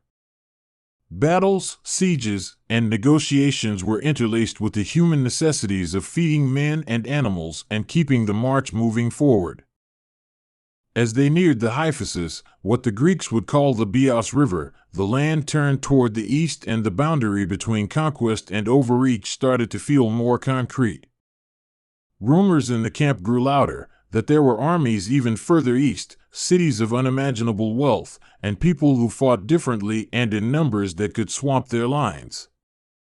The men, many of whom had been away from home for years, felt their strength and their patience at once tested. On the banks of the Hyphasis, the army paused, and for the first time since the march began there was a palpable question not of victory but of continuation. Alexander wanted to push further, to reach the mouth of the rivers that emptied into the sea, and to claim that the known world had ended at his boot. Many of his veterans, exhausted and longing for their homeland, could imagine no return if the march continued. The tension was as much moral as it was physical, the difference between glory and the simple human desire to go home. The night before the decision, fires burned in more tents than usual and conversations took the form of confessions and calculations. Men spoke of families they had left behind, of estates neglected and fathers aging. Even ambitious younger officers who had tasted power and adjacency to a king could not fully erase the fatigue that years of campaigning had carved into their bones. It is easy to imagine Alexander alone in a tent making an impassioned speech, but the reality was a series of counsels, misgivings, and then a final, dramatic moment when the armies will became clear. He sought volunteers, he argued with logic and persuasion, and when the answer came it was in the form of insistence: the men would not go beyond the Hyphasis. Their refusal was not simply mutinous, it was a boundary set by lived exhaustion and the desire for survival. Alexander, who had never been used to refusal, felt the effect like a cold hand. For a moment he shut the world to arguments he had used before: victory, immortality, the construction of an empire without end. Then, measured by the needs of an empire more than by the wants of a king, he accepted the reality that his army would not press on. The decision was political as well as humane. To push his men beyond their will risk not only bodies but the integrity of what he had built. That night saw a king rearranging his dream to fit the body's limits, a leader who could yield without losing face, planning instead for consolidation and the securing of his eastern gains. He recognized the paradox of empire building, that a successful conquest also demands a capacity for restraint when the human material can no longer advance. And turning back, he did what few leaders ever do. He married ambition to pragmatism and allowed his men the path homewards. The return from the hyphasis was not a simple withdrawal, it was a transformation in the campaign's aims. Alexander had to integrate territories he would not personally occupy into a larger imperial system, appointing satraps, founding cities, and arranging marriages that would bind diverse peoples into a sort of provincial cohesion. His attention shifted from expansion to administration, from new horizons to the cementing of power across vast geographies. The march back down the Indus brought with it the twin tasks of moving armies and moving goods, of extracting tribute while not destroying the productive capacity of the lands. Macedonians had always been used to plunder as a short-term reward, but Alexander increasingly needed functioning economies and networks that could feed and clothe his forces. He worked to maintain roads, to establish garrison towns as centers of trade, and to ensure that local practices were, where possible, respected to keep labor and goods flowing. Nearchus, Alexander's admiral, prepared to explore the sea route, an undertaking that would become part adventure, part logistical necessity. If Alexander could not press to the eastern seas overland, a maritime corridor might stitch his empire in a new and efficient way. The idea of a fleet sailing from the Indus toward the Persian Gulf promised both commercial expansion and a strategic line of communication that would connect the farthest reaches of the conquest. The return journey also demanded reckoning with the soldiers who had not only refused to continue but who had also suffered losses, wounds, and the erosion of comradeship. Hephaestion and other commanders had to manage resentments, the uneven distribution of prize wealth, and the need to reward loyalty without provoking envy. Alexander's charisma and his unmatched record softened some tensions, but he knew that the durability of his rule would rest on institutions rather than personal magnetism alone. As they moved west, the tangible differences between provinces were recorded in inventories, reports, and treaties that his staff sent ahead and back. Each city annexed or allied was catalogued for taxes, for garrison needs, and for the kind of autonomy it might retain. Those lists later formed the scaffolding of a bureaucracy that would be as important to the empire's survival as any soldier with a spear. The campaign into India left behind physical traces that spoke of fusion, Hellenistic art with local motifs, coins that carried mixed legends, and inscriptions in languages that had never before met Greek. Those traces were not merely decorative, they were instruments of memory and power, a way of saying that Greek rule had come and left its mark. In the marketplaces, artisans combined styles, creating objects that travelers would carry home as testimonies of the world's new shape. Local elites adapted in different ways. Some adopted Hellenic dress and Greek names to curry favor and commercial advantage while retaining their own cultural practices in private. Others resisted assimilation and were pushed aside or neutralized by force or diplomacy. The result was a patchwork of accommodation and resistance, an imperial family of polities held together by treaties, marriages, and the steady presence of Macedonian institutions. Alexander's own sense of identity shifted in subtle ways after India. He had seen firs and deserts, crowns and temples, and he understood that power could be built by both sword and ceremony. He staged public rituals, accepted honors that blurred his distinction between mortal and divine, and experimented with symbols that might unify subjects across continents. These were acts of political theater as much as personal inclination, designed to create loyalty through awe as well as through benefit. Yet the moral consequences of those rituals cut in two directions.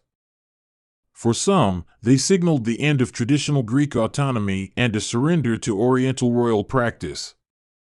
For others, they represented a new kind of unifying legitimacy that might sustain an empire more durable than conquest alone. The debate in his courts and among his officers about dress, custom, and the place of old Greek habits would follow Alexander long after the march ended. The stories of the march into India would travel like seeds, carried by veterans and traders into the Mediterranean and beyond. In the decades after Alexander's death, men would speak of elephants and of cities with walls so thick they seemed immovable, of rivers that split like seas, and of kings like Porus who had stood before the Macedonian spear. Those narratives fed the imagination of later generals and writers who saw in Alexander a model of both greatness and tragedy. The return voyage of Nearchus down the Indian Ocean became its own epic, a counterpoint to the overland march that had first taken the army to the subcontinent. His fleet encountered coastlines that offered both refuge and peril, islands that supplied fresh water, and storms that tested seamanship in ways the army had not known on land. Navigators learned to chart monsoon winds, and sailors recorded a maritime geography that would later be as valuable as any map Alexander's cartographers produced. The harmattan of political life continued even as the soldiers returned, satraps negotiated authority, governors formed alliances, and local rulers tried to exploit the distance between a far-flung central authority and immediate local realities. Alexander's innovations, founding cities, sponsoring Greek settlers, integrating local elites, were experiments in medium-term stability rather than viable solutions to every province's particular needs. The complexity of provincial life demanded constant oversight, and the king's attention became a scarce commodity he could not extend indefinitely. When the army reached lands closer to Persia, the practical difficulties of empire gave way to personal complexities within the Macedonian leadership. There were rivalries, intrigue, and the quiet amassing of influence by men who had proven themselves in the field. These internal dynamics would later play into larger narratives of succession and the eventual fragmentation of the empire after Alexander's death. But in the immediate aftermath, they were small fires of ambition that required keeping under watch. The passage through India had also changed the soldiers' sense of the world. Men who had once imagined the sea to the east as an edge now saw it as part of a larger network, and their horizons had broadened to include the possibility of trade, settlement, and political life across great distances. This cultural enlargement affected art, conversation, and aspiration. Veterans returned home with new stories, new fashions, and new appetites for goods that had previously been unknown in Macedon. Alexander himself carried records of languages, botanical species, and astronomical observations from his travels, and he pushed his scholars and cartographers to turn those raw materials into usable knowledge. He ordered surveys and collected specimens, driven by the same curiosity that had taken him across continents. In doing so, he built a knowledge repository that would influence scholars for generations and would seed the Hellenistic world's intellectual life with Eastern particulars. The human cost of the campaign, however, remained visible in every veteran's gait and every emptied field left in conquered lands. Families had been disrupted, populations moved for security or profit, and local centers of power had been reorganized under new hierarchies. Alexander's conquests altered demographics and livelihoods in ways that would be felt for decades, even as they opened new avenues for exchange and syncretism. Rumors of the riches of India had been one reason men marched with him, but what they found was a mix of wealth and difficult governance that made extraction far from automatic. Gold coins and precious gems were available in some places, but the real wealth lay in fertile terraces, trade flows, and craft industries that required careful stewardship rather than simple plunder. Alexander's administrators had to think like businessmen and civic engineers as much as like soldiers in order to make the empire sustainable. The story of Porus illuminates the possibilities that could arise when conqueror and conquered negotiated a new relationship. As satrap, Porus kept his dignity intact while aligning interests with a powerful new suzerain. He remained a local face of power and a bridge between cultures, an example of how Alexander's reign could be less a simple overlay of Greek rule and more an attempt to build cooperative governance structures that combined local knowledge with imperial oversight. In the years after the campaign, Hellenistic influences in the Indus region would interact with enduring Indian traditions to create hybrid cultures visible in art and religious practices. Sculptors borrowed motifs and techniques, coins displayed bilingual inscriptions, philosophical exchange took form at courts and in cities where Greek and Indian thinkers met. Those cultural interactions would have long-term consequences in shaping the character of regions that are now part of modern Pakistan and northwest India. There is a narrative strain in history that reduces Alexander's march to a series of triumphs and dramatic battles, but the fuller story is one of small administrative decisions and human negotiations that built the structure of empire over time. Alexander's genius lay as much in his ability to imagine networks as in his capability to win a battlefield. He created nodes, cities, forts, roads that outlasted him and served as the skeletal system upon which later rulers would hang policy and identity. The decision to stop at the hyphasis can be read as the moment when a relentless march becomes a deliberate project of governance. By turning back, Alexander effectively acknowledged that an empire needs consolidation and the patience to let structures take root. That choice underscores the paradox of conquest, that to hold, one must sometimes resist the temptation to claim more ground than can be cultivated. Yet the image of Alexander pressing at the edge of the world remained powerful because it captured a human impulse as ancient as migration itself, the desire to see what lies beyond the next river.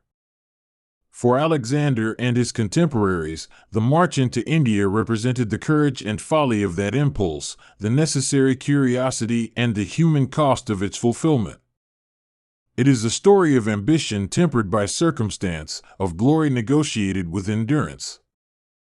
The material traces left by the campaign, coins, inscriptions, and urban ruins, would be read by archaeologists centuries later as evidence of a brief but consequential phase of Mediterranean-Asian integration.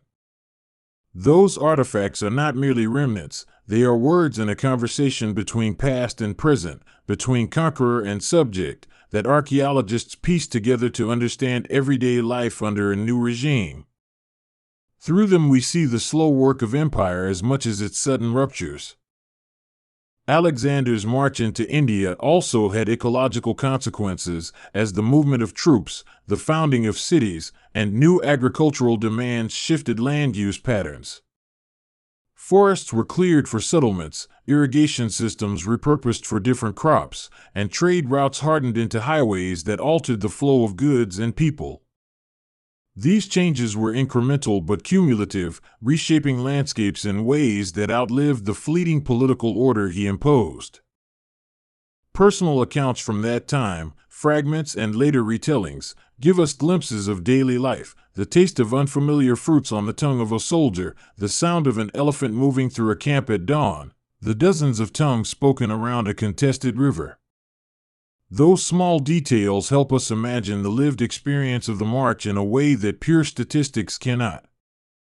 They humanize a campaign that might otherwise be abstracted into numbers of troops and lists of defeated kings. Different historians and chroniclers would later interpret the march's meaning through their own prisms, some celebrating the cosmopolitan synthesis it seemed to promise, others lamenting the orientalization of Greek practices. These interpretations shaped how later empires and cultures viewed Alexander, sometimes as a model to imitate, sometimes as a cautionary tale. The debate over his legacy shows how history is not merely a record of events, but an ongoing argument about values and consequences. For the soldiers who returned, life changed but did not return to precisely what it had been before. Some settled in new cities Alexander had founded, marrying local women and raising families that blended traditions. Others returned to Greece or Macedon carrying bayonets and tattoos, stories and scars, and they found their societies altered by the new goods and ideas they had brought back with them. Those who remained in the East as garrison commanders, administrators, or settlers became the seeds of a Hellenistic elite that would influence art, language, and governance across the region. They supervised the minting of coins that combined Greek iconography with local symbols, fostering a visual language that spoke to both traditions. In markets and courts, their bilingual inscriptions and combined legal practices made multicultural life feasible and, eventually, normalized. As power vacuums emerged following Alexander's death, the territories he had connected entered a period of realignment where his generals and heirs carved out realms that were both Macedonian and deeply native. The successor kingdoms, somewhat born of his system, would repel and absorb influences, creating states that were heirs to both Greek and Asian administrative models. That political fragmentation did not erase the connections shaped by the march into India, it only repurposed them under rival flags. The longer-term cultural outcomes included exchange in philosophy, science, and religion. Greek ways of thinking encountered Indian metaphysical inquiries and Buddhist thought in ways that allowed for dialogue and transformation.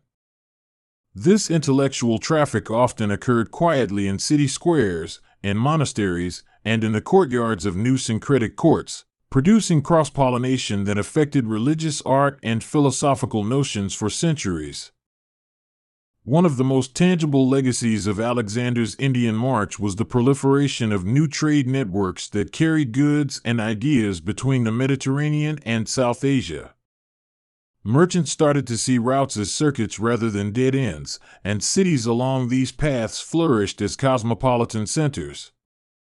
The economic impetus alone would ensure that Alexander's influence persisted in a practical, daily way. People needed markets and goods, and the networks he helped inaugurate made them possible. The campaign's human dramas, courage, disobedience, loyalty, regret, echoed in the personal lives of those who survived it. Hephaestion's death and Alexander's grieved reaction revealed how deeply personal leadership could become, how attachments formed in campaigns could rival political calculus. Such personal moments remind us that empires are composed of people whose private joys and sorrows ripple into public history. In reflecting on the march into India, it is important to see it as an intersection of impulse and institution, a man of ambition pushing against the world's geographies, and a set of structures trying to hold that ambition in place. Alexander's army was both an instrument of movement and a testbed for ideas about rule that would endure beyond his lifetime. The campaign was therefore as much a laboratory of statecraft as it was a military achievement. By the time his forces withdrew toward the west, India had ceased to be an abstract of rumor and had become a region of real political entities with whom one could bargain and build. Alexander left behind satraps, alliances, and Greek cities that would serve as outposts of a mixed civilization. The region would remember him not only for battles but for the way he chose to toilet power, by blending respect and force, by leaving local kings to govern in his name when it suited him. The march's narrative offers a lesson about limits. Human endeavor must contend with logistics, climate, and the will of those who carry it out. That lesson comes not as moralizing but as a practical observation. Even the greatest of ambitions eventually meets material constraint, and the wise leader recognizes when to pivot from expansion to consolidation. Alexander's decision at the Hyphasis remains a moment emblematic of that recognition. For modern listeners, the story has a resonance beyond history. It is a study of decision under pressure, of the balance between dream and reality, and of how leaders must sometimes sacrifice glory for the survival of what they have built. It also tells us about cultural permeability, the way ideas, fashions, and institutions move with soldiers and merchants and then settle into new patterns. The march into India becomes, in that light, a long human experiment in what happens when worlds collide and then learn to live with each other. The physical geography of the regions Alexander traversed continued to shape politics long after his banners had fallen. Rivers that had been strategic obstacles remained arteries of trade and territorial control, while mountain passes preserved distinct identities and served as conduits for migrations and invasions in centuries to come. Geography, in short, remained a silent partner to human ambitions, insisting on its own terms and rhythms. When we think of elephants in Alexander's story, it is tempting to reduce them to novelty, but they symbolized a different style of warfare and a different ecology. They required logistical care. They could break a phalanx's rhythm, and they forced new tactical adaptations. The Macedonians learned that every theater of war demands its own solutions. Mastery in one continent did not guarantee the same results elsewhere. That lesson remains central to military thinking. Adaptation often matters more than rigid adherence to doctrine. The administrative structures Alexander put in place, cities, satrapies, and garrisons, became templates for later empires that sought to bind broad territories with mixed methods of governance. His practice of allowing local rulers to keep status in exchange for loyalty and tribute would be echoed by later imperialists who found bribery and integration cheaper and more effective than constant annihilation. That model was not always successful, but it became a paradigmatic approach for regimes attempting to rule ethnically diverse landscapes. The hybrid culture that emerged in the wake of the campaign shaped the arts of the region for centuries, producing sculptures and reliefs that married Greek naturalism to Indian iconography. This artistic fusion can be read as a metaphor for the political and social blending that occurred. Forms combined to create something that belonged to neither original tradition entirely but to a new, shared aesthetic. Those works, whether standing in museums today or lying under centuries of soil, testify to an alive and complex dialogue. What remains perhaps most haunting about the march is its human paradox. It produced brilliant, brave, and inventive achievements while leaving behind devastation and displacement. Soldiers returned with both riches and sorrow, towns were refounded and populations shifted. The story of Alexander in India is thus not a simple heroic epic but a layered account of human capacity for both creation and destruction. Finally, the notion of the edge of the earth is itself a metaphor that evolved under Alexander's feet. For him and for his contemporaries, the march into India helped redraw mental maps, turning unknowns into regions of contact and commerce. That transformation of the world from a set of separate islands of familiarity into a networked geography was one of the campaign's enduring contributions to history. Listening to this story now, centuries later, we can still hear the rumble of elephants, the creak of punts on rivers, and the whispered counsels in a king's tent.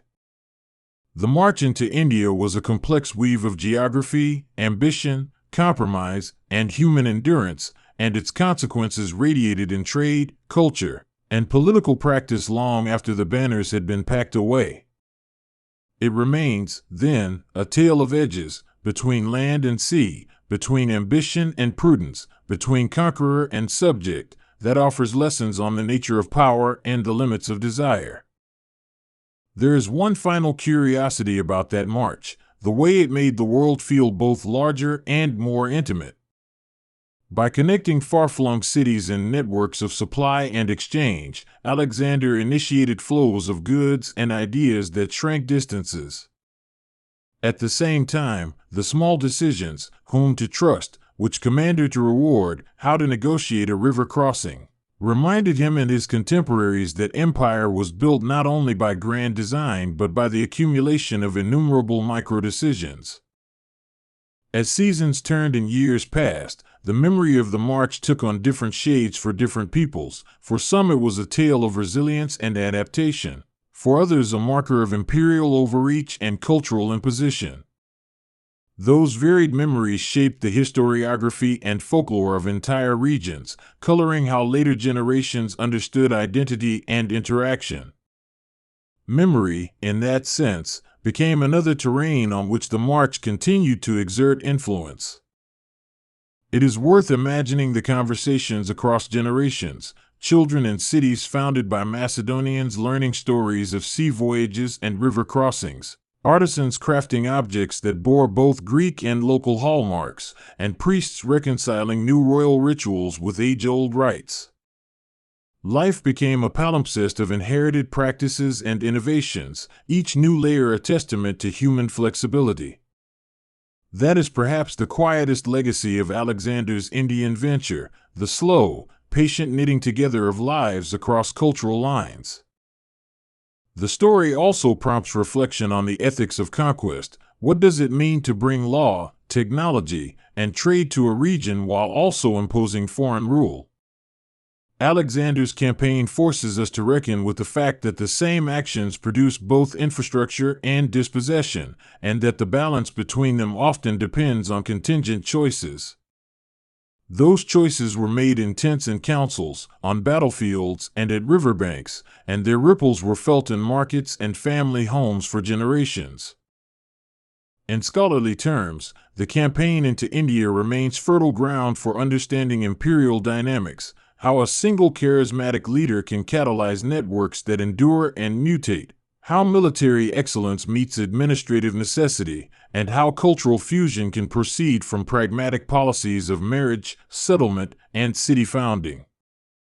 Each of these elements deserves careful attention because together they show that conquest is as much about creating orders as about breaking them. For the traveler today, tracing the route of Alexander evokes awareness of how land and water dictate the paths of history. Rivers remain arteries, passes continue to funnel movement, and coastlines still facilitate exchange. The physical residue of his march becomes a lens through which we can observe how human decision interacts with the stubborn facts of geography.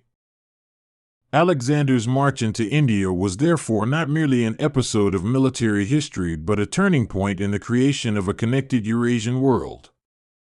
It taught administrators about the difficulty of control, scholars about the value of cross-cultural learning, and soldiers about the limitations of endurance. Its legacy was a mixture of institutions, artifacts, memories, and altered landscapes. And so the narrative comes to us alive, a king who pushed the limits of the known, a legion of men who carried that ambition across mountains and rivers, and a set of peoples who responded with adaptation, defiance, and accommodation. The march into India was one of those rare events that reshaped political borders and human imaginaries alike, teaching us about the price and the possibilities of reaching for the edge of the earth. History, finally, resists tidy conclusions, but in the long wave of events that followed Alexander's Indian campaign, we can see durable patterns of cultural exchange and political adaptation. Those patterns outlived empires, whispered across centuries, and inform our modern sense of connectedness. The frontier he reached was not an end but a beginning, a place where worlds met and then learned, imperfectly and persistently, to coexist. At the edge of morning, where the light first touches the ridged city walls of Pella, a boy rides a bronze-backed horse with a hush of breath and the bluntness of a future storm. He listens to the sound of his own pulse like a drum, learning to measure distance and danger with a muscle memory that will later carry empires. Even then, people speak his name in the same breath as thunder, as if calling Alexander were to call a coming weather. That early image keeps returning as a thread, a restless brightness, an animal companion, a world waiting to be won. His mother, Olympias, moves through that world like a prophecy made flesh, half devotion and half imaginary court. She feeds the boy stories of gods and heroes, of Achilles dipped in the river Styx, and of gods who love men enough to make them braver and damned enough to make them fall. Philip, Alexander's father, is iron and politics, a man who shapes borders the way one sharpens a blade. Between them, the boy learns that mortality rubs against divinity and that greatness is paid for in the currency of risk.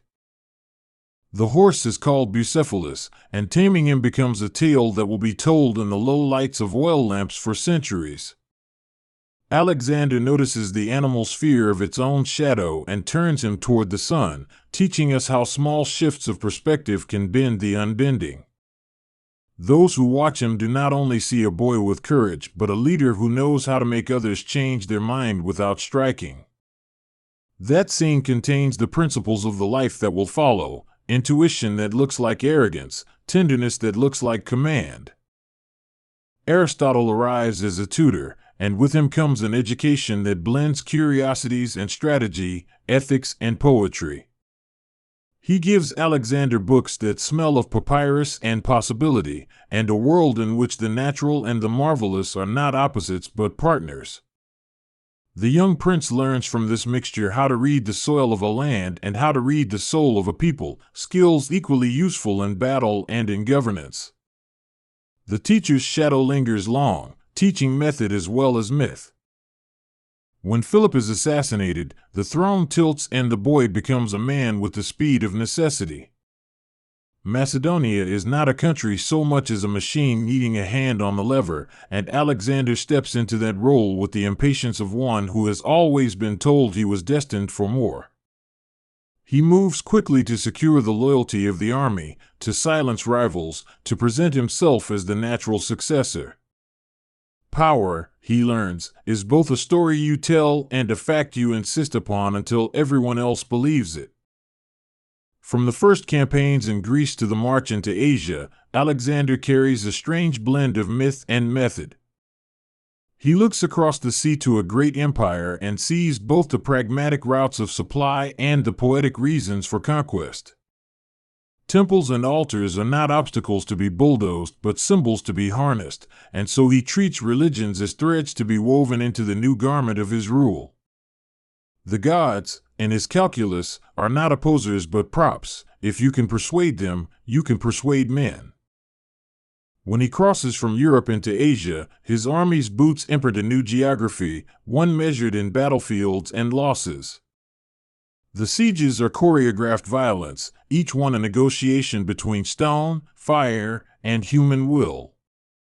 Alexander is often at the point where sword meets shield, not merely commanding but leading, a figure of proximity who shares both danger and victory. That proximity earns loyalty, but it also seeds the exhaustion that will later feed darker things. Victory after victory begins to coat his name like varnish, making it shiny and hard to touch. He moves from river to desert to city, founding Alexandria and other cities as deliberate points of conquest and culture. Each city holds the promise of a new beginning, a place where Greek ideas, local customs, and the soldiers' barracks blend into a hybrid future. He calls them outposts of a fused world and plants them like flags on the ground of possible immortality. Yet every triumph invites a countervailing weight. To bring Greek customs into the heart of Asia requires more than architecture and garrisons, it requires men willing to live in new ways. Alexander tries to fold Persian nobility into his court and to adopt ceremonial practices that make locals see continuity rather than rupture. That move pleases some and angers others, for identity is a crucible that will burn those who are not careful to shield it. The oracle at Siwa is a turning point, or at least the mythic turning people choose to remember. When Alexander passes through the Libyan desert and meets the god of the oasis, he hears himself called son of Zeus Emin. Whether the oracle whispers divinity or Alexander hears it as such because of wishful hearing, the effect is the same. His step grows more certain, his gestures more imperial. To be called a god is to be released from ordinary rules, and in that release the edges of responsibility blur. He returns to Asia with that blessing, and it shapes how he carries himself before kings and satraps. People kneel or prostrate. He does not order the posture at first, but the ritual grows like a shadow that lengthens until it is difficult to tell if he is crowning himself or simply wearing the crown that the world insists upon. The court becomes an arena of levels, of titles that mean nothing to the dead but everything to the living, where the scent of incense masks both ambition and fear. The war machine grinds on, bringing with it the familiar sights: storming towers, packed phalanxes, cavalry charges that feel like the sea sweeping inward. Alexander's genius is tactical. He sees how to combine infantry and horse in ways that turn the enemy's formations into stories of failure. Yet there is also an aesthetic in his violence, a choreography that delights as much as it devastates. He composes battles like scenes in a play meant to be remembered in their entirety. Persian gold flows into Macedonian hands, but also into Macedonian heads, creating luxuries and habits that did not exist before. Banquets grow longer and more elaborate, and the line between celebration and excess begins to feel dangerously thin. The men who have marched for years prize continuity with home, yet find themselves seduced by exotic fragrances and silks that speak of a vastness beyond any single state's reach. It's at these tables that the seeds of future discord sometimes bud. Alexander marries for politics as well as passion, most notably when he takes Roxana, a woman from Bactria, to wife. That union is personal and symbolic, a merging of bloodlines meant to ease the blending of peoples. He later arranges other marriages among his officers and local nobility to weave tighter fabric between conqueror and conquered. Marriage becomes a policy as much as a private matter, an attempt to anchor empire and family ties. Yet policies of fusion are hard to sell to men who have been raised on a simpler clarity of us and them. Macedonian soldiers, many of them hardened by years of campaigning, resent the elevation of foreigners and the adoption of Persian customs that seem to erase the distinctions they fought for. Resentment simmers and occasionally boils into mutiny, forcing Alexander to negotiate between his new world vision and the stubborn realities of loyalty. He often handles dissent with a mix of flex and conciliation, rewarding those who bend and punishing those who break. In the great city of Persepolis, Alexander stands amid the ruins of a capital that has seen 100 monarchs raise and lower their standards. The ceremonial palace is both a trophy and a temptation. Accounts differ on whether he set the hall aflame in a drunken vindication of a conquest completed, yet the image endures. Wine-laced flames devour a symbol of his enemy. Some say he burned it intentionally to mark the end of Persia. Others think it was an accident, a drunken fiasco turned convenient myth. Either way, the destruction is a weight on his reputation that mixes politics with personal vice. He takes on the title of King of Asia and attempts to administer a realm that runs from the Aegean to the Indus. Administrating such an expanse requires delegation, and so he installs satraps and governors while preserving his own unique mixture of Greek-style cities and Persian court rituals. The paradox of ruling such a diversity is that one must be flexible and absolute at the same time, and the contradictions begin to show in the faces of his officers. Some feel privileged by opportunity, others feel displaced by the dilution of the Macedonian core. He is both brilliant and increasingly capricious in the management of his closest friends and comrades. He awards lands and titles abruptly and rescinds honor as abruptly as well. He is capable of warm generosity, lifting men out of penury or obscurity, and he is capable of unforgiving cruelty when trust is broken. The interplay of reward and fear is a governance style that keeps kingdoms in motion but the human souls within them restless. He also develops an appetite for symbolic acts that create a mythic continuity with the past. He visits tombs of heroes, holds games, and recites the literature that shaped him, insisting that his empire is an heir to the glory of Homeric warriors. He fashions himself as an Achilles or an Alexander, however names are shifted, and the men around him are given to feel they are living inside an epic poem. But living in an epic has costs, for poems do not feed the lungs of soldiers after months of marching. Religion becomes a tool and a mirror. Alexander engages priests and oracle priests, balancing flattery with genuine reverence.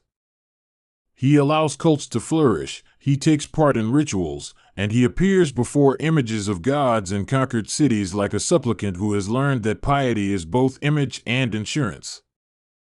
Yet as he elevates himself, suggesting closer kinship with divinity, he also creates enemies who fear that ordinary men will be subsumed by his demand for exaltation. The divinization of a ruler tears at the fabric that binds human equality and deference. By the time he reaches India, his troops have been marching for years without clear end, and the edges of exhaustion begin to fray the coherent shape of command. The sight of new mountains and rivers should have excited fresh conquest. Instead, many men are haunted by home and by loss, their hearts heavy with old comrades buried on foreign ground. The army speaks with two voices now, one of youthful hunger and one of weary wisdom that knows when a good thing has been taken too far. He fights on, and at Hydaspes he meets an enemy who is both fierce and foreign to his experience. The Pakistani plains hold a king named Porus, who places war elephants in the lines and disrupts Macedonian tactics. Alexander studies the beast like a new piece on a board and adapts, turning what could have been a disaster into victory through cunning and tenacity. He treats the vanquished with magnanimity, perhaps to show the power of his hand, but also to rationalize the costs of his conquests. Yet each victory seems to exact a metaphysical interest on his soul. Triumphs multiply, and so do the small eccentricities that make people wonder if heroism has become a kind of dangerous self-absorption. He demands recognition as much for ancient, mythic reasons as for realpolitik, and he phrases commands as if he were speaking lines written by the past. People begin to see not a man in full, but a hero braided with divine talk who may have forgotten the human measure of those around him. The death of Hephaestion, his closest friend and perhaps his most intimate confidant, is a blow that cracks the armor of even that mythic composure. Grief for Hephaestion is public, and the rituals for mourning become almost theatrical, burning, sacrifice, and lamentation that summon ancient forms of rites for the dead. Alexander refuses to let formality settle into private sorrow and instead turns grief into a demonstration of loss so complete that it flattens the distinction between personal and political catastrophe. Those closest to him feel the change in him as if the soul itself has shifted towards something darker. Drinking becomes a constant, a ritual of connection and an engine of destruction. Backchic revels extend into night and wipe out tempered judgment like a brush sweeps away ink. Wine is companion and confidant, dulling pain and sharpening delusions in the same measure. It is at these tables that the line between prophecy and madness often dissolves into laughter, accusation, and the clink of fragile cups. Stories return to the idea of a man trying on a god's cloak, and the cloak proves heavier than imagined. When proskynesis, the ritual of prostration before a sovereign, is proposed, Macedonians recoil because to them it is a Persian rite that implies subordination to something more than a leader. To Alexander, such forms are practical, they make people accept a single, central authority. But to the men who have never been subject to such ritual, it feels like a betrayal of the egalitarian spirit in the phalanx where courage, not ritual, secured life. A pattern emerges in which every assertion of divinity loosens the grip of commonality. Men begin to worry about rewards and their own lines of succession, and murmurs grow into arguments in the shadows. The court becomes a dangerous place where whispers are as lethal as daggers because they alter the balances of trust that make an army function. That slow erosion of internal cohesion will matter far more than any external enemy in the final accounting of his life. He returns westward, bringing a mixture of triumph and fatigue, of new wealth and new questions. Men who once sang his praises now whisper about the cost of endless war. Some see empire as a glorious web of cities and culture, others see it as a vast graveyard of sons who will never fetch a bride at home. The tension between those views is not merely political but spiritual, touching what people think life should be at its simplest. In Babylon, he slips into the domestic cares of empire, tax arrangements, legal settlements, and the complex bookkeeping of multicultural rule. It is a different kind of labor than he first set out to perform, and it demands patience. He finds it both dulling and dangerous to have to pretend the life of a palace is simple administration rather than stagecraft. Each decree he issues folds together conquest, compassion, and compulsion, and he grows more dependent on the loyalty of advisors who will both flatter him and shield him from worst impulses. Rumors of poisoning always surround powerful deaths, and Alexander's own end is no exception. There are stories of wine tainted with slow-acting toxins, of conspiracies that span islands and satrapies, of rivals who would have tasted absolute kingship if he were gone. Modern medicine raises other possibilities: fever from malaria, a liver damaged by years of drink, or a pathogen he contracted in the marshes of the Mesopotamian floodplains. The ambiguity of the cause fits perfectly the ambiguity of his life. No single explanation satisfies the hunger for meaning. In the long nights before his final fever, there are tales of delirium that weave with the image of divinity. He sees phantoms, hears voices, and speaks in a tone that is sometimes prophetic and sometimes incoherent. He calls old names and ancient epithets, as if the walls of his past have been replaced by the thin paper of myth. The delirium both terrifies and fascinates those at his bedside, who watch the once immortal king shrink into someone whose words are both commands and cries for comfort. The succession problem is a sword with many edges, both practical and poignant. He leaves behind a realm too vast for any single, unprepared heir to hold, and his closest officers are men trained to win battles, not to build systems that survive a charismatic founder. The question of whether to divide the empire among capable generals or to attempt an impossible centralized continuity is debated in feverish rooms and in the whispers of tents. Each option threatens the unity he had built by force of personality. As the days pass, he grows thinner, and his words become precious as coins. He asks where his body should be taken, intending perhaps to shape his own posthumous legend.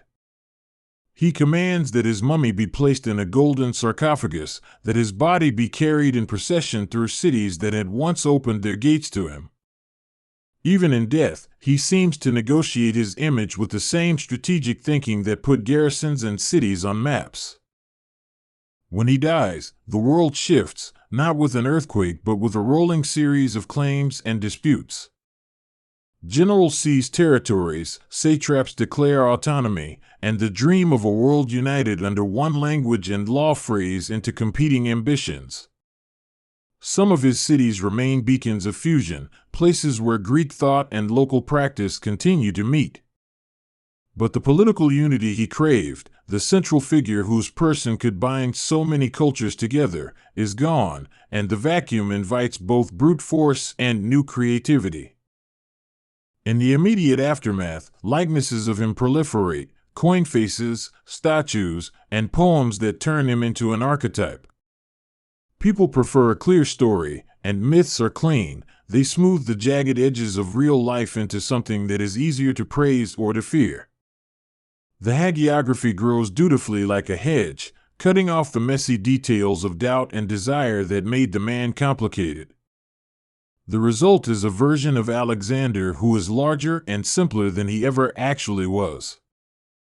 Generals who had fought in his shadow now carve out their own kingdoms, and Hellenistic courts bloom into new dynasties that claim his mantle. Cultural exchange accelerates not simply because he wanted it, but because people found it useful. Traders, scholars, and soldiers all mix. In these places, Greek becomes one of many ways to interpret the world, and that hybridity turns out to be one of his most lasting legacies.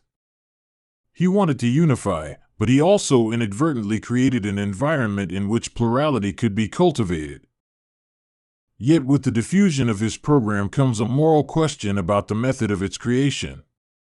Empires do not arrive in a vacuum, they are raised on bones and organized violence. Civilization is a contentious word when connected to conquest, and people argue about whether the spread of language and city building can ever justify slaughter. This argument is as old as empire itself and echoes in the judgments of later historians who alternately admire and condemn him.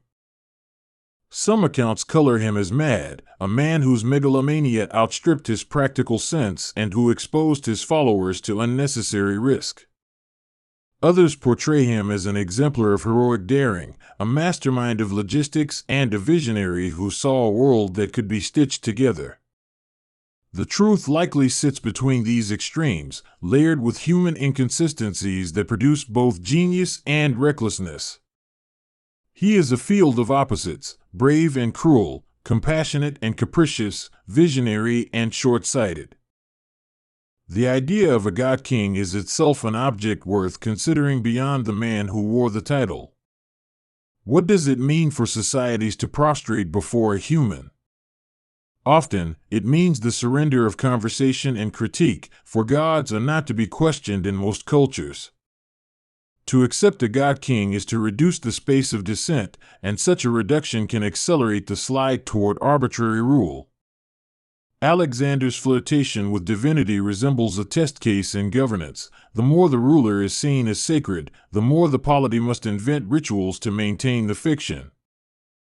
In quieter moments, when he is not surrounded by grand ceremonies or the metallic flash of a phalanx, Alexander shows a curiosity for other people's customs that is sincere.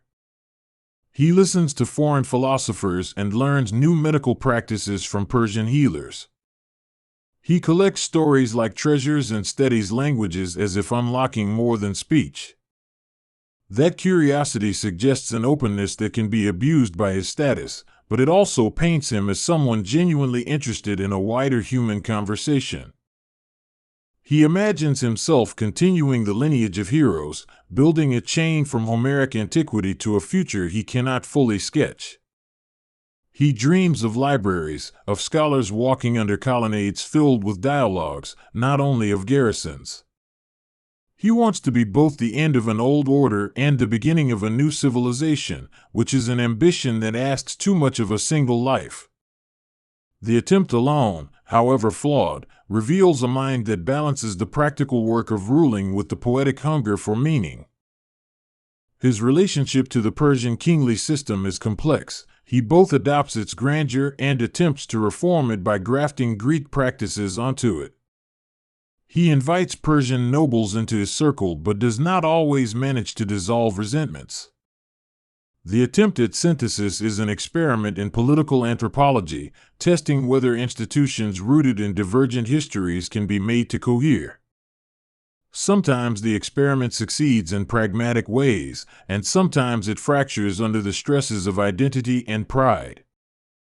Historians later will quibble about dates and motives, about whether a particular act was intentional or a mistake, but the arc of experience is what remains, a man propelled by hunger for more, swallowed in the end by the physiological and psychological consequences of that hunger. Memory chooses episodes that fit its narrative needs, amplifying heroism or villainy depending on the teller's taste. The complexity collapses into clear moral lessons, which is a poverty of recollection because human lives are often messy and contradictory. Even the landscape of his campaign seems to echo the arc of his life, sprawling plains turning into tight passes, easy marches into exasperating sieges, clear victories into ambiguous consolidations. Geography is not background in this story, but an active character that pushes back, tests logistics, and introduces contingency.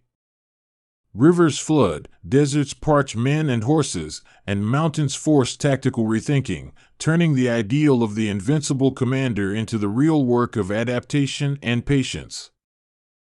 The armies he commands are not monoliths, but living organisms made of families, debts, memories, and mortality. The morale of a unit reflects the health of leadership and 1,000 small decisions: where to camp, who is promoted, which letters get answered. Alexander understands this intimately in the beginning, but over time the scale of his ambition creates rifts that administration cannot smooth out.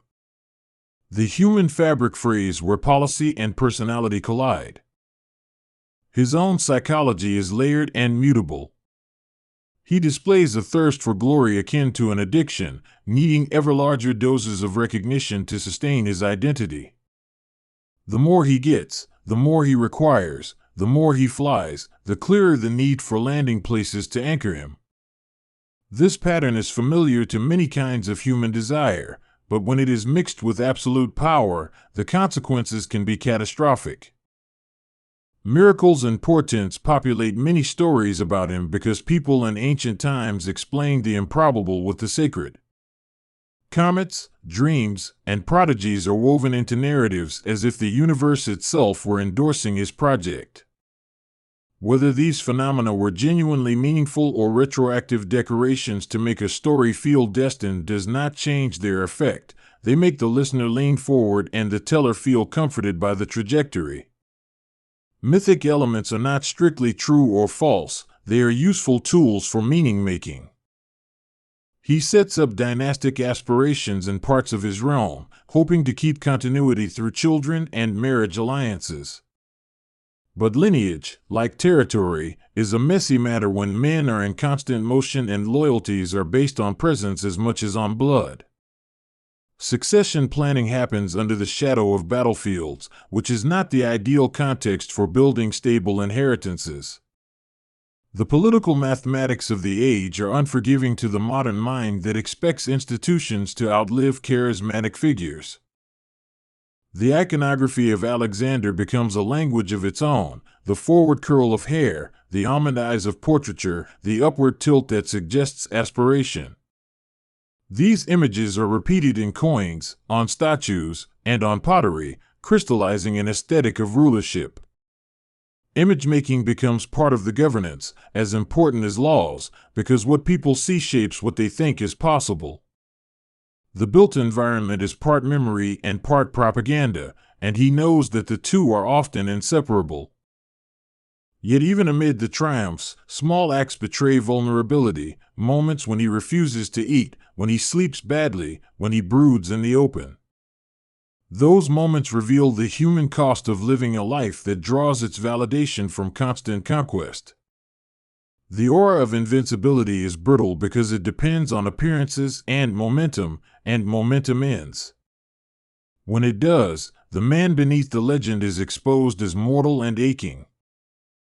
There are pleasures in his campaigns that are not merely strategic: the taste of unfamiliar fruits, the exchange of ideas over a fire, the thrill of creating a new city from scratch.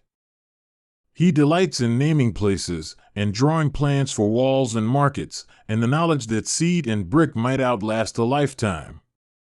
These acts of creation are his softer achievements, showing that conquest was not only an appetite for dominance but sometimes a will to shape environments and lives.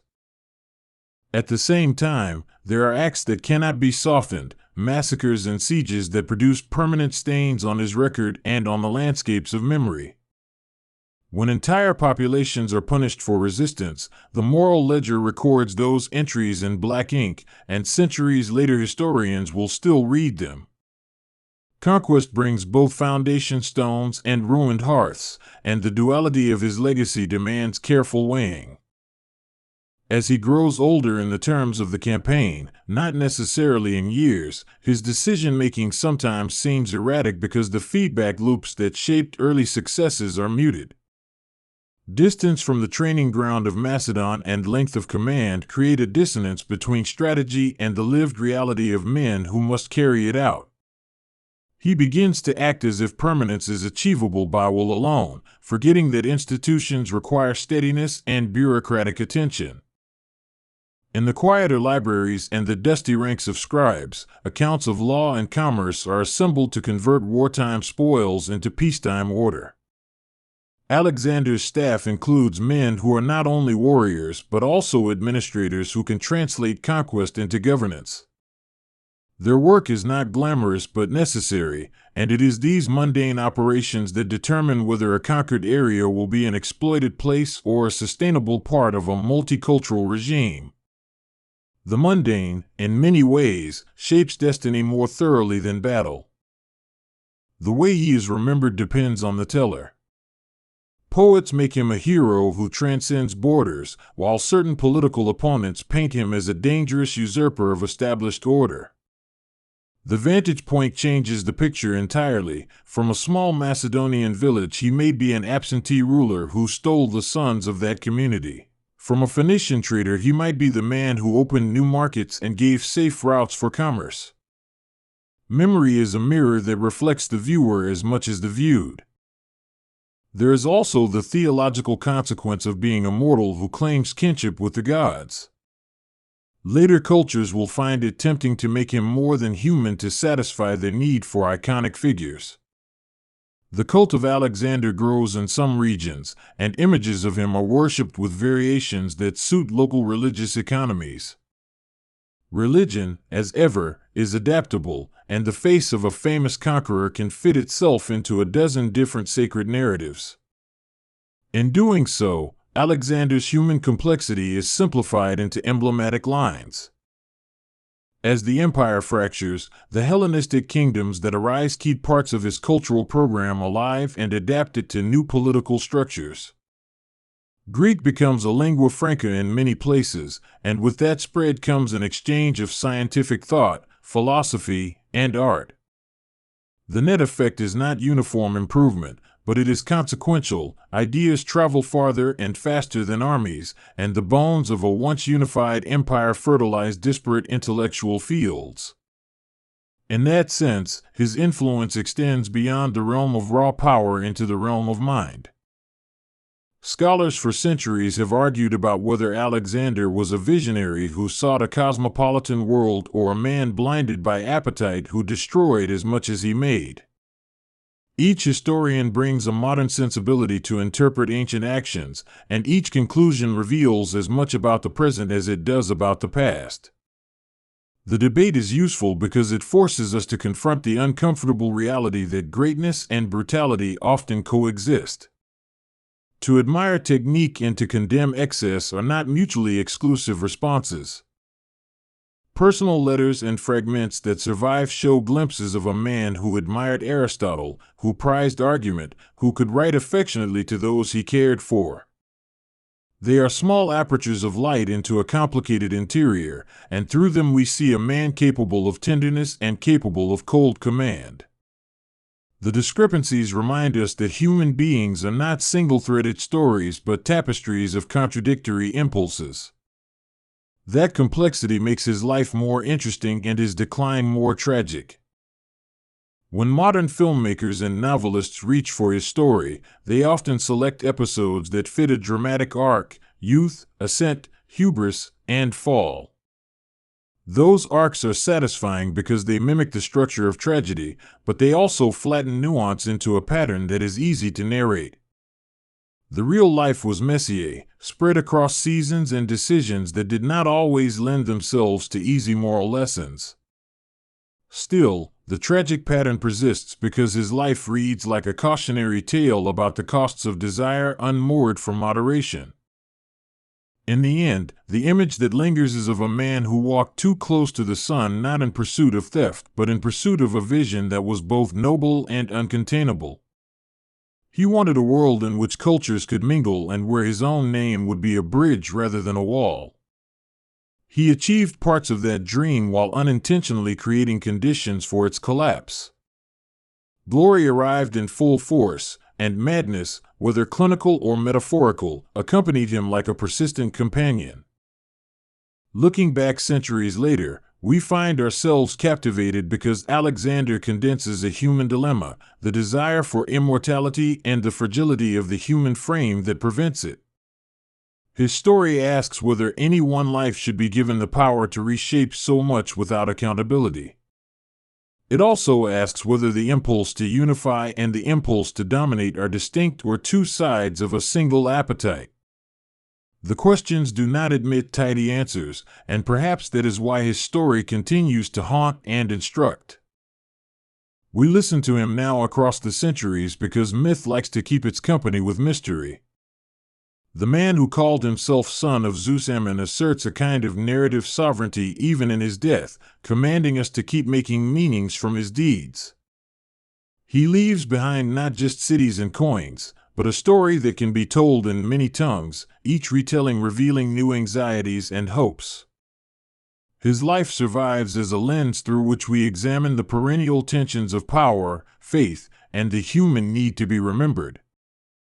The question of madness deserves a careful look. Is madness the moment a leader ceases to listen to counsel, or is it the society's label for behavior it cannot control?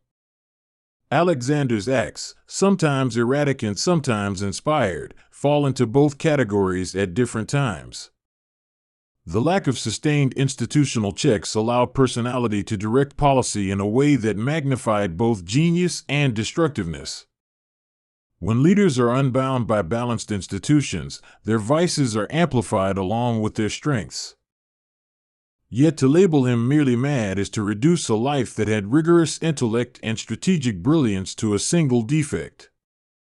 Such reduction ignores the ingenuity of his logistics, his adoption of combined arms tactics, and his sense for the psychological dimensions of warfare. Mad ascription becomes an easy answer when the reality is complex, a leader whose personal appetites interacted with systemic conditions to produce outcomes both admirable and appalling. We need to hold multiple truths simultaneously to approach an honest understanding. The interplay between gods and glory in his life is instructive because it shows how people invoke the sacred to stabilize political power. Gods provide a language of legitimacy when written laws are insufficient to contain novelty. Alexander uses that language to create an aura of inevitability around his projects, and in doing so he manipulates both belief and policy. The ethics of such manipulation are debated. Some see statecraft as needing such instruments, others see them as the seeds of tyranny. Survivors of his campaigns carry home stories that mix pride with sorrow. Wives of soldiers keep the memory of victories with the memory of empty beds. Children inherit both the maps of cities their fathers helped build and the absences left by men who will not return. The human cost is not an abstraction but the small quiet shape of households altered forever. These domestic epilogues are as important as any treaty because they are where the real social fabric adjusts to political earthquakes. Art and literature remember him in varied ways, as a tragic hero whose flaws are the scaffolding of greatness and as a demonic figure who used the trappings of civilization to brutalize. Artists are drawn to contrast, and Alexander provides a palette of extremes. Sculptors try to capture the tilt of his head, poets the audacity of his vows, and dramatists the fatal tension between aspiration and restraint.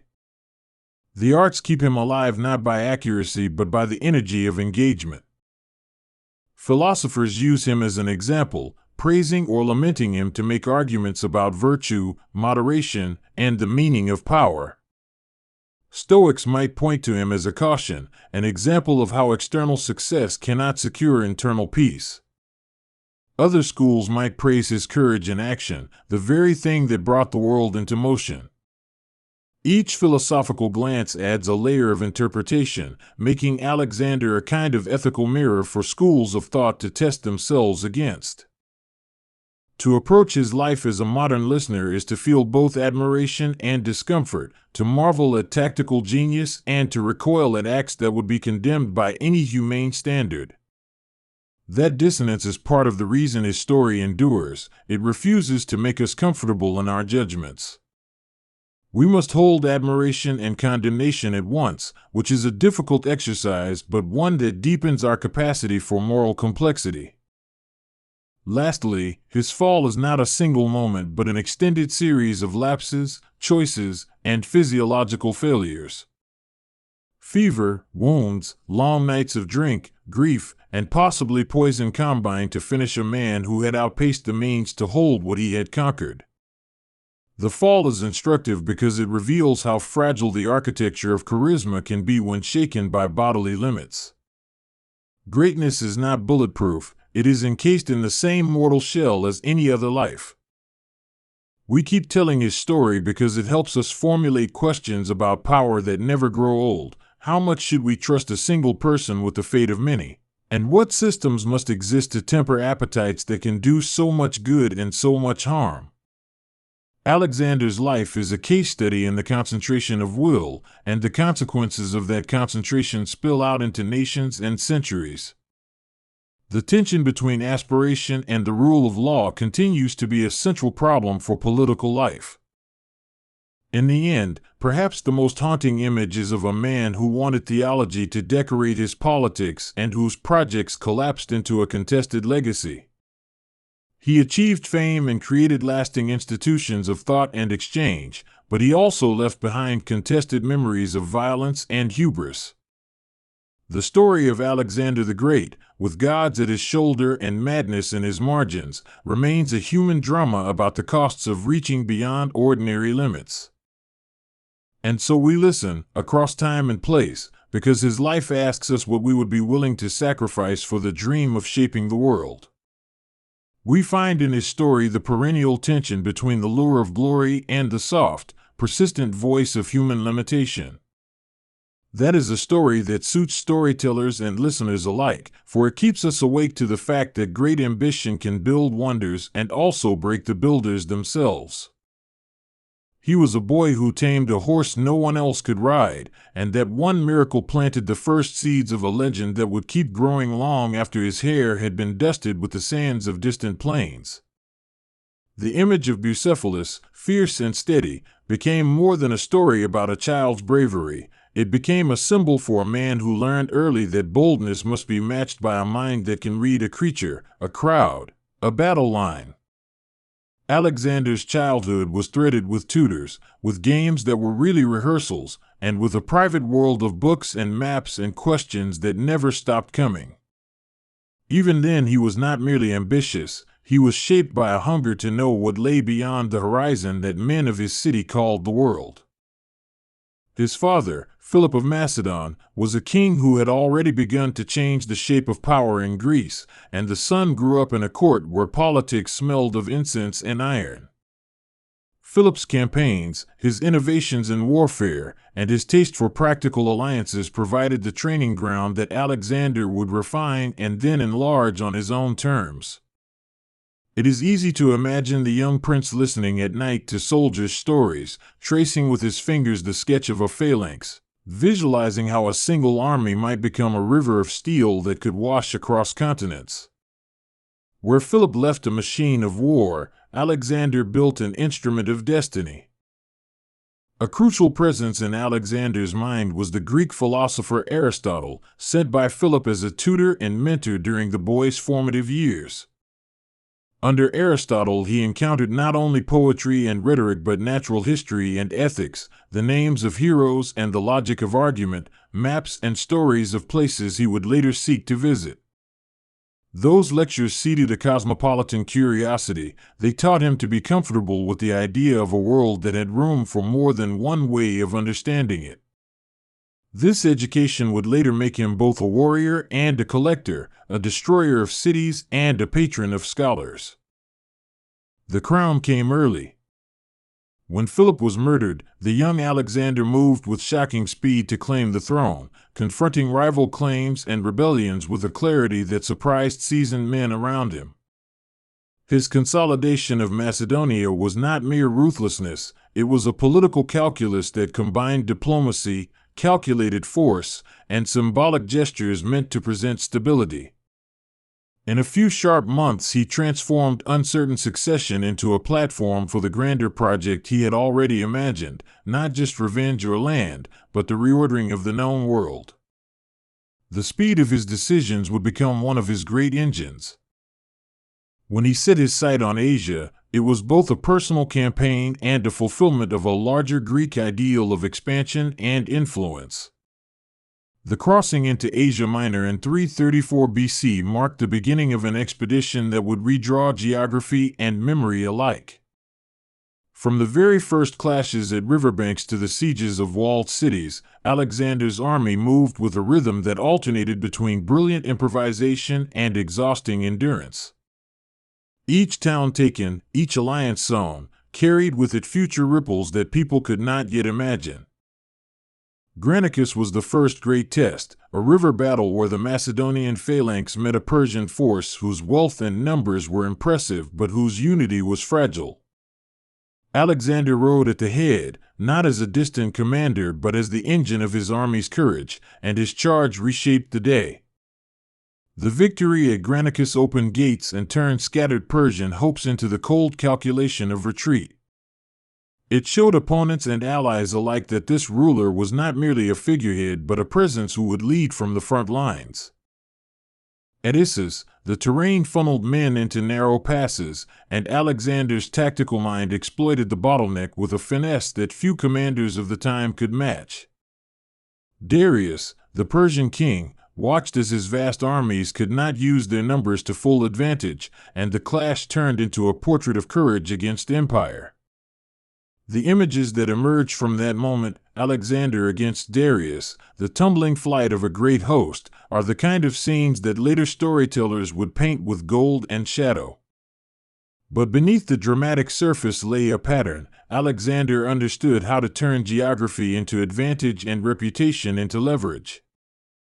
When the world watched him at Gaugamela, he faced not just a king but the idea of an empire confronting an upstart who refused to be framed as small. The plains allowed the full sweep of cavalry and phalanx, and Alexander again found ways to create gaps in a line designed to be all-encompassing.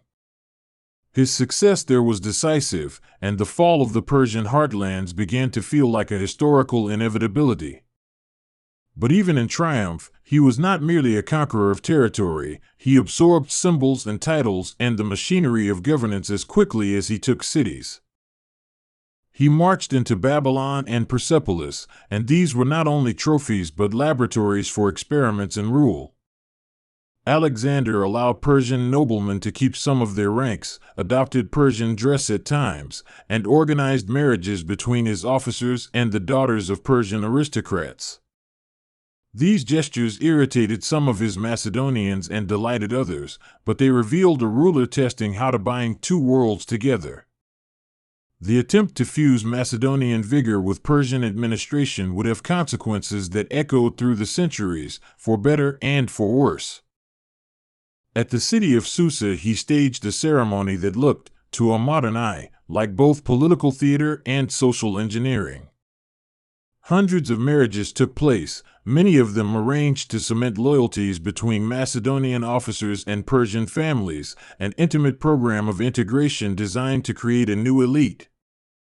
It was an audacious plan that pushed limits and created resentments, as some Macedonians saw allegiance to Alexander as a dilution of their own identity.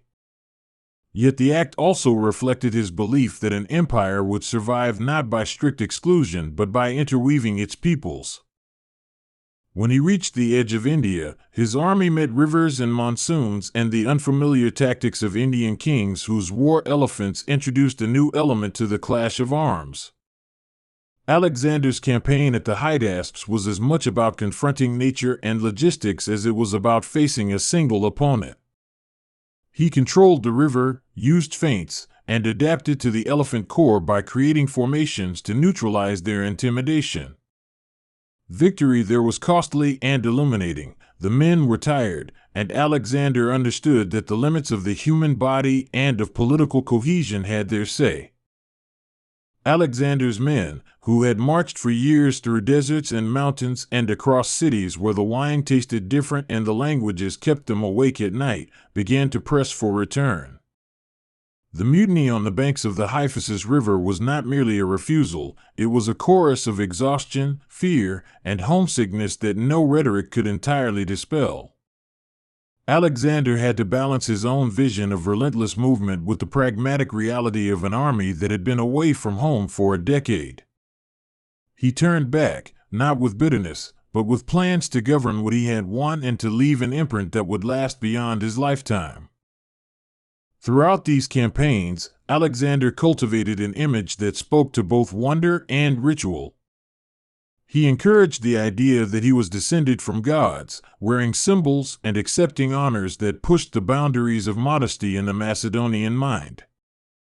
This divinization made him an object of reverence in some circles and a figure of suspicion in others. The rhetoric of godlike status would later be woven into the mythologies and texts that turned a mortal into an archetype.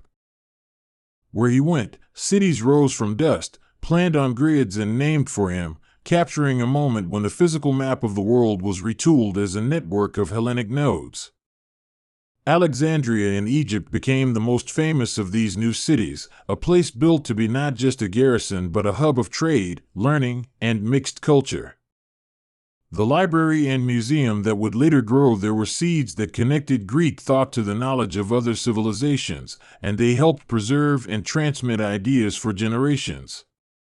The urban planning itself, with its streets and ports, allowed trade and travel to bind remote provinces into a shared economic system. Language was one of his quieter but most lasting tools. Greek, the language of administration and of elite culture in many of his cities, became a link across regions that had formerly spoken little in common. This common language, later called koine, smoothed the passage of ideas, commerce, and religion, and it provided a vessel in which new philosophies and faiths could travel. The spread of Greek was not an erasure but often a layer added to local tongues that created hybrid forms of expression. For centuries, people would read and think in Greek in places as far apart as Egypt and Central Asia. His military methods were studied and imitated by others who sought to understand how a relatively small, disciplined force could carry the day against numerically superior opponents. The combination of the phalanx and shock cavalry, of mobility and concentrated force, became a case study in the effective use of combined arms. Even when later generals adapted and modified these tactics, the template remained coordination, speed, and a willingness to exploit the psychological moment. Alexander's armies were less a formula than a dynamic organism shaped by his particular blend of audacity and planning. The administrative inventions he carried forward were not uniform, because the world he conquered was not a blank sheet. He often relied on local governors, used existing bureaucracies, and hybridized practices to make rule less onerous and more efficient.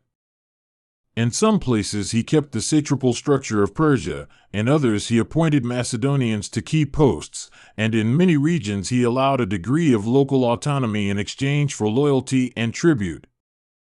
This pragmatism meant his empire could flex, but it also seeded the fragmentation that would appear when the central figure was gone.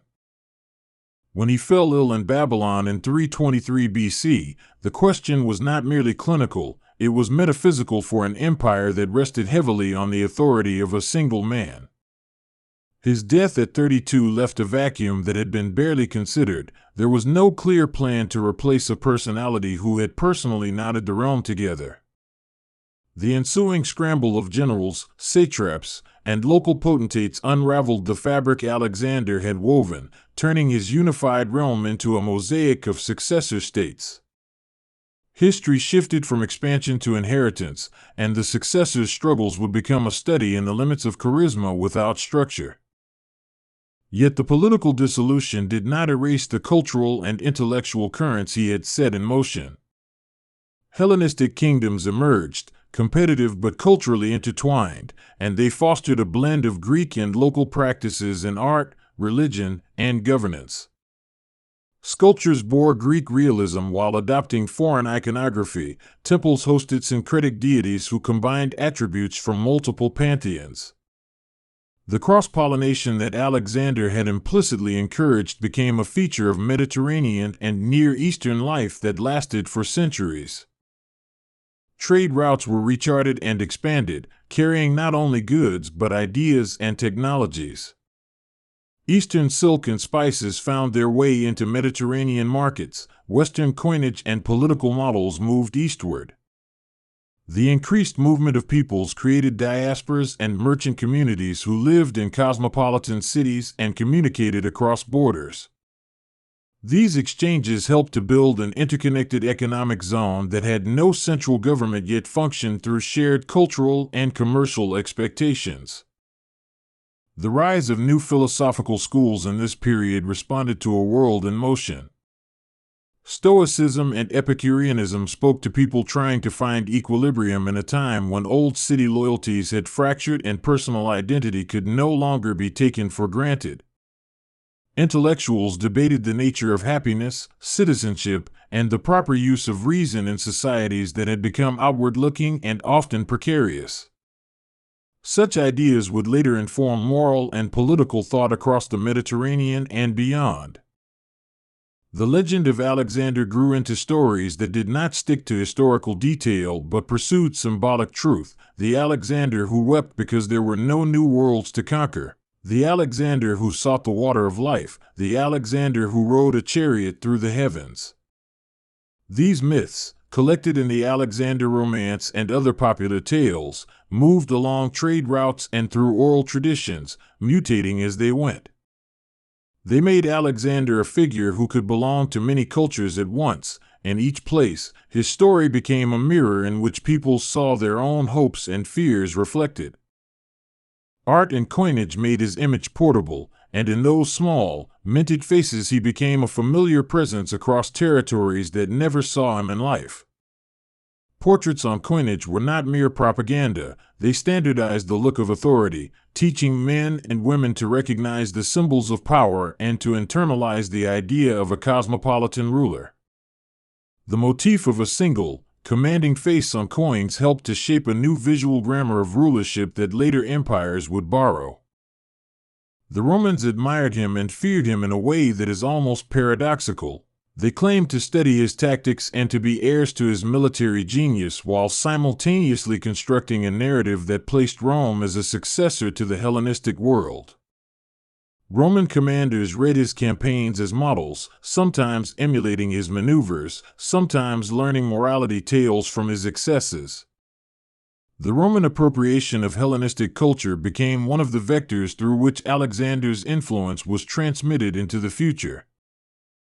In the Byzantine and Islamic worlds, Alexander's legend took on different contours and meanings.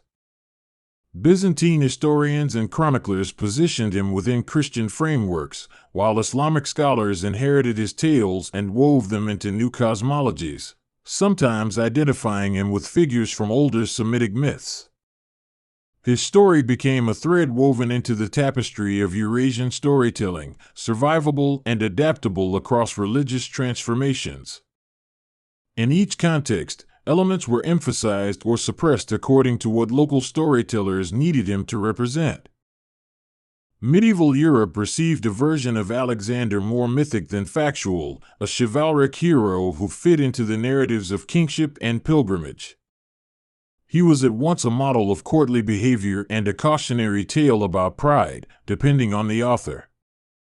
The layers of interpretation from age to age show how historical figures can become malleable, reconfigured by storytellers to serve purposes far from the original events. What remained consistent was the idea that he had breached limits, and that breaching was the core of his appeal.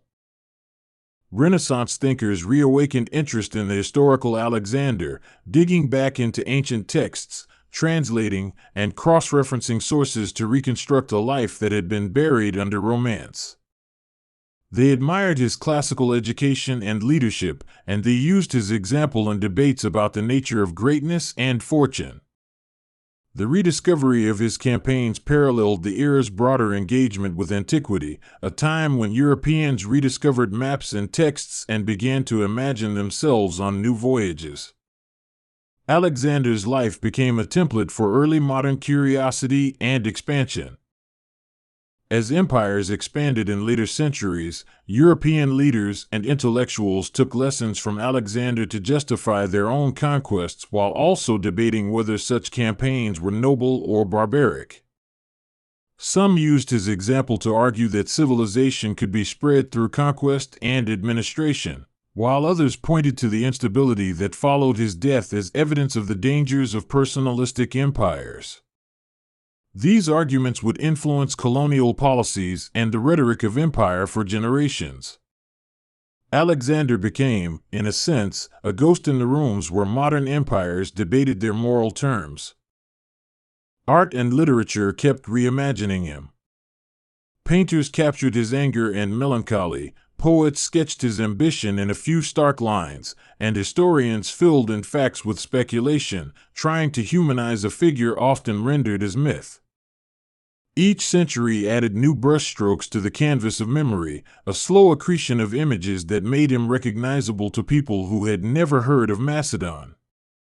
Even when details shifted, two images endured: the warrior who loved learning and the dreamer who could not stop pressing forward.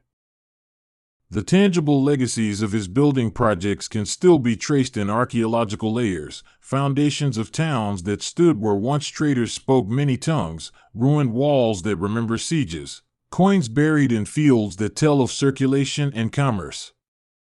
Archaeology has the fascinating task of separating the man from the myth, of finding the everyday traces among the dramatic.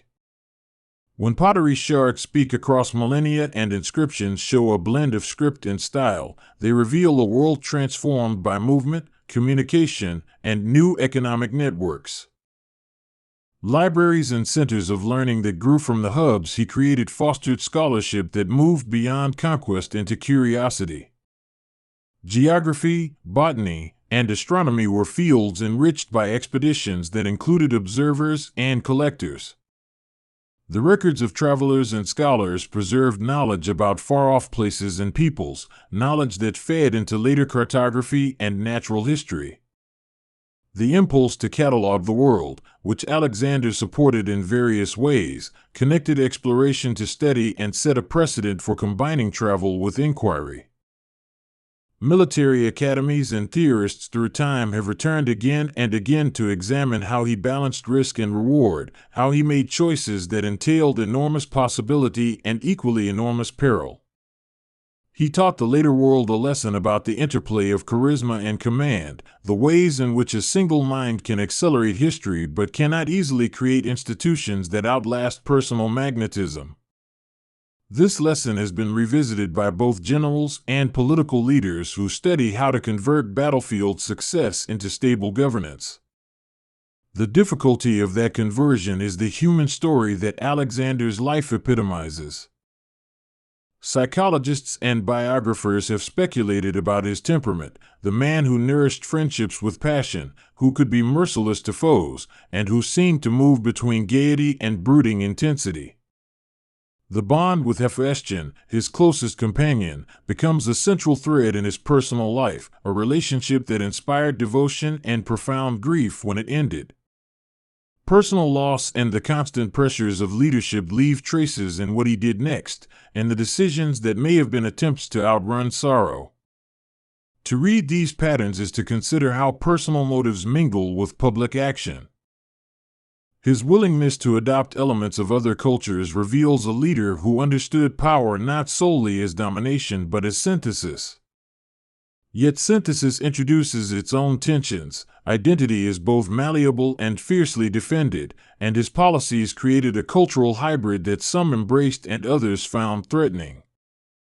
Those tensions are visible in the rebellions, in the complaints of Macedonians, and in the administrative choices his satraps made.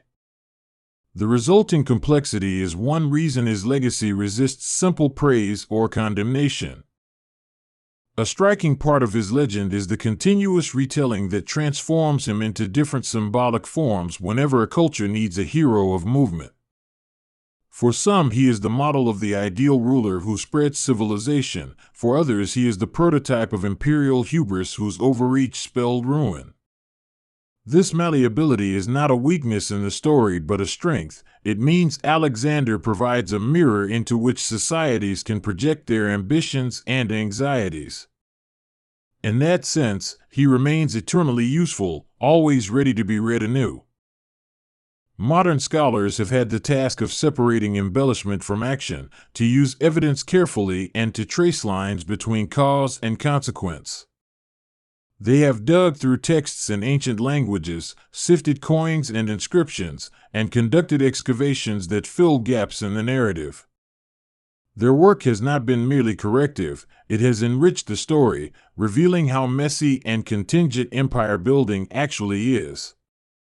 The man emerges as both a product and a producer of the forces around him. The psychological machinery of fame can be seen in how his image was cultivated, maintained, and amplified by both supporters and rivals. Portraits and coins made him familiar, stories and performances exaggerated him, policies created conditions that allowed his name to appear in records across continents. Fame is partly about the person and partly about the institutions and followers that keep telling the tale. Alexander benefited from that machinery, and he understood its power to turn victories into legend.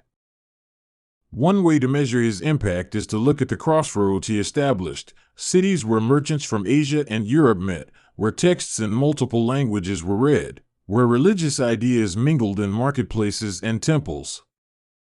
These crossroads would, over centuries, become centers in which new forms of religious practice and thought emerged, sometimes syncretic and sometimes fiercely sectarian. The interplay seeded by Alexander's movements created cultural ferment that incubated many later developments in art, faith, and philosophy. Even the map of modern nations carries traces of shifts begun in his era, because the borders drawn by later empires often followed roads and cities that first rose in Hellenistic times. The inertia of infrastructure, ports, roadways, urban centers, shapes political possibilities long after the original builders are dust. In this way, Alexander's projects contributed to patterns of settlement and interaction whose echoes persist in modern geopolitics. The ancient past thereby becomes not an abstract curiosity but a feature of living landscapes. The historiography of Alexander itself is a mirror into how we write about greatness. Ancient historians, writing close to his time, often mixed fact and moral judgment, framing events through lenses of virtue and vice. Later chroniclers reconstructed the man to fit different ideological needs, and modern historians attempt to triangulate between sources, archaeology, and theory. The shifting methods of history tell us as much about each age's priorities as they do about the man they are trying to understand. There is also the emotional pull this story exerts, the way listeners and readers are drawn into a narrative of movement, risk, and transformation. The drama is almost Shakespearean, a charismatic leader, loyal friends, jealous rivals, victories that swell into legend, and a death that leaves the world unmoored. That structural drama is why his life lends itself so readily to retelling, whether as film, novel, or lecture. It is a story that satisfies narrative appetite while also posing troubling ethical and political questions. When we look at the consequences of his policy of fusion, we see both cultural vibrancy and political instability. His intent to blend elites across cultures created networks of intermarriage, bilingualism, and administrative cooperation that could have made for durable governance.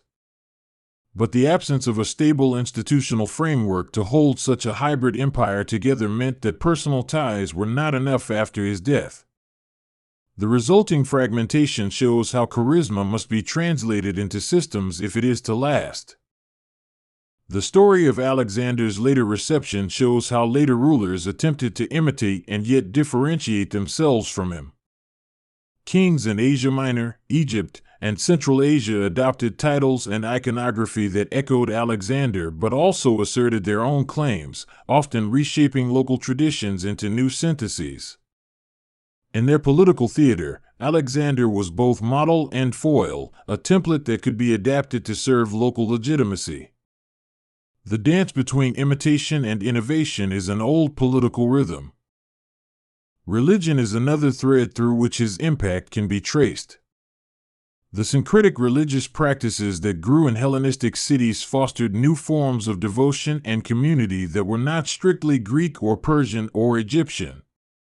Mystery cults, blended deities, and localized rituals made community identity flexible and sometimes inclusive. These religious dynamics created spaces where people negotiated belonging across ethnic and linguistic divides, shaping social bonds beyond simple conquest. Education and scholarship benefited from the multicultural environment. Schools taught Greek philosophy alongside local knowledge, and scholars traveled to centers like Alexandria to consult manuscripts and chart the heavens. The accumulation and preservation of texts in these early libraries created resources that later scholars across multiple civilizations would draw upon. The transmission of knowledge across cultures helped form the backbone of medieval scholarship in both East and West. Even culinary tastes shifted as merchants and settlers moved recipes and ingredients from region to region. Foodways are a small but revealing indicator of cultural exchange, and the fusion of flavors in cities populated by soldiers, merchants, and artisans speaks to a daily cosmopolitanism. Shared meals can tell us as much about integration as treaties do, because they show people incorporating the ordinary pleasures of other cultures into their routines. These small pleasures are among the most human evidence of the mingling Alexander's conquests set in motion. His image in modern nationalism is contradictory. Some see him as a symbol of unity and brilliance, others as an agent of foreign domination who erased local traditions. Both reactions tell us more about contemporary anxieties than about the ancient man himself. The process of claiming historical figures for modern causes often simplifies complex lives into slogans and icons, and Alexander's life resists such flattening. He is too complicated a symbol to be entirely owned by any single modern narrative. In the realm of military theory, ancient commanders are still taught the value of decisive action, the necessity of logistics, and the value of morale, all lessons illustrated by Alexander's campaigns. His insistence on leading from the front inspired his troops and shaped the ethos of leadership for centuries. At the same time, his campaigns demonstrate the toll that continuous campaigning takes on men and horses and the importance of negotiating pauses and rest in any long-term strategy. The balancing act between ambition and preservation remains a central lesson from his life. The question of whether Alexander was primarily a destroyer or a creator cannot be answered simply because he was both at once. He razed cities that resisted and spared those that surrendered. He burned some centers of power and founded others in their stead. This duality underlines a larger truth about transformative figures. Creation frequently rides on the backs of violent change, and remembering both sides of that ledger helps us understand historical complexity. It also forces us to confront moral ambiguities that are not easily reconciled. There is a human cost that statistics cannot capture: the lives displaced by war, the families who lost fathers and sons, the local craftspeople whose workshops were closed by siege, the children who grew up in cities of mixed speech and uncertain loyalties. The grand sweep of history can sometimes drown out these intimate stories, yet they are crucial to a full picture. Empires are made of individuals, and the personal pain that accompanies imperial expansion deserves our attention alongside strategic analysis. The endurance of his story owes something to the way he straddled contradiction: a lover of Homer's heroes who rode into battle as if reenacting epics, a visionary who treated cities as canvases, and a man who could be both generous and ruthless. These contradictions make him relatable to later ages that have their own conflicting values about leadership and virtue. We are drawn to figures who embody tension because they give us permission to inhabit complexity rather than tidy moral tales. In education and public imagination, textbooks compress complexities into archetypes, but the real Alexander resists compression. He was the product of personal upbringing, family politics, a polished education, and the contingencies of war and diplomacy. To understand him is to sit with a tangled narrative of ambition, curiosity, compassion, cruelty, and the hunger for boundaries to be breached. The more we learn, the less likely we are to offer him a simple epitaph. Even his death remains fertile ground for interpretation. Fever, poisoning theories, and the slow collapse of a body exhausted by years of campaign all coexist in the record. That uncertainty fuels speculation and story because it is the final blank space upon which later writers can project meaning. His end marks both a historical hinge and a narrative invitation to imagine what might have been had he lived longer, or had he set different priorities. The what-ifs are as compelling as the facts. Museums hold fragments of that ancient world and give us a way to touch the past, armor pitted with use, coins whose edges bear the stamps of far places, sculptures that merge Greek form with Oriental symbol. These objects make the story tactile and show how cultures rubbed against one another in everyday life. Seeing a Macedonian helmet beside Persian pottery is to witness a small archive of contact and exchange. Such displays remind us that history is not simply ideas but also material traces. In literature and film, Alexander continues to be a magnet for imaginative interpretation, and each new retelling asks a fresh question about leadership, identity, and destiny. Some versions plead for empathy, some for critique, and some for spectacle. All of them use the raw ingredients of his life, ambition, love, rivalry, to construct narratives that resonate with new audiences. These retellings reflect the age that produces them, using Alexander to talk about contemporary concerns while drawing on the ancient drama. For many, the most compelling aspect of his life is the mixture of motion and meaning. He did not travel aimlessly. Each campaign tried to answer a question about who he was and what the world could be. The forward motion of his armies was also a forward motion of thought, a desire to discover and categorize and to leave a pattern that would outlast him. That impulse toward understanding through movement is a central part of his legacy. Teachers and storytellers continue to return to his life as a way of teaching about the interplay of force and idea, about the importance of adaptability, and about the costs of grand ambitions. Students learn not just dates and battles, but the human dynamics behind decisions, fear, hope, calculation, and the desire for glory. The life of Alexander thus becomes a compact curriculum in human decision-making, packed with dramatic cases and moral dilemmas. His story has a haunting quality, an unstoppable momentum halted by the fragility of human mortality, leaving behind a world that had to invent new rules for itself. The successors would create institutions and dynasties that bore his imprint in shape if not in spirit. The Hellenistic age that followed was a distinct chapter in world history, one that blended cultures and philosophies and created networks that linked disparate regions in unprecedented ways. Even now, archaeologists continue to make discoveries that complicate or enrich our understanding, showing that history is an ongoing conversation rather than a finished book. Each new inscription or ruin can revise a small story and illuminate a large pattern. The past keeps talking back to the present through these finds, and Alexander's story is one that rewards patience and close attention because it overlaps with so many lives and places. The eternal quality of his legend comes from its capacity to be both specific and universal, specific in the contours of battles and policies, universal in the themes of ambition, curiosity, and the search for meaning.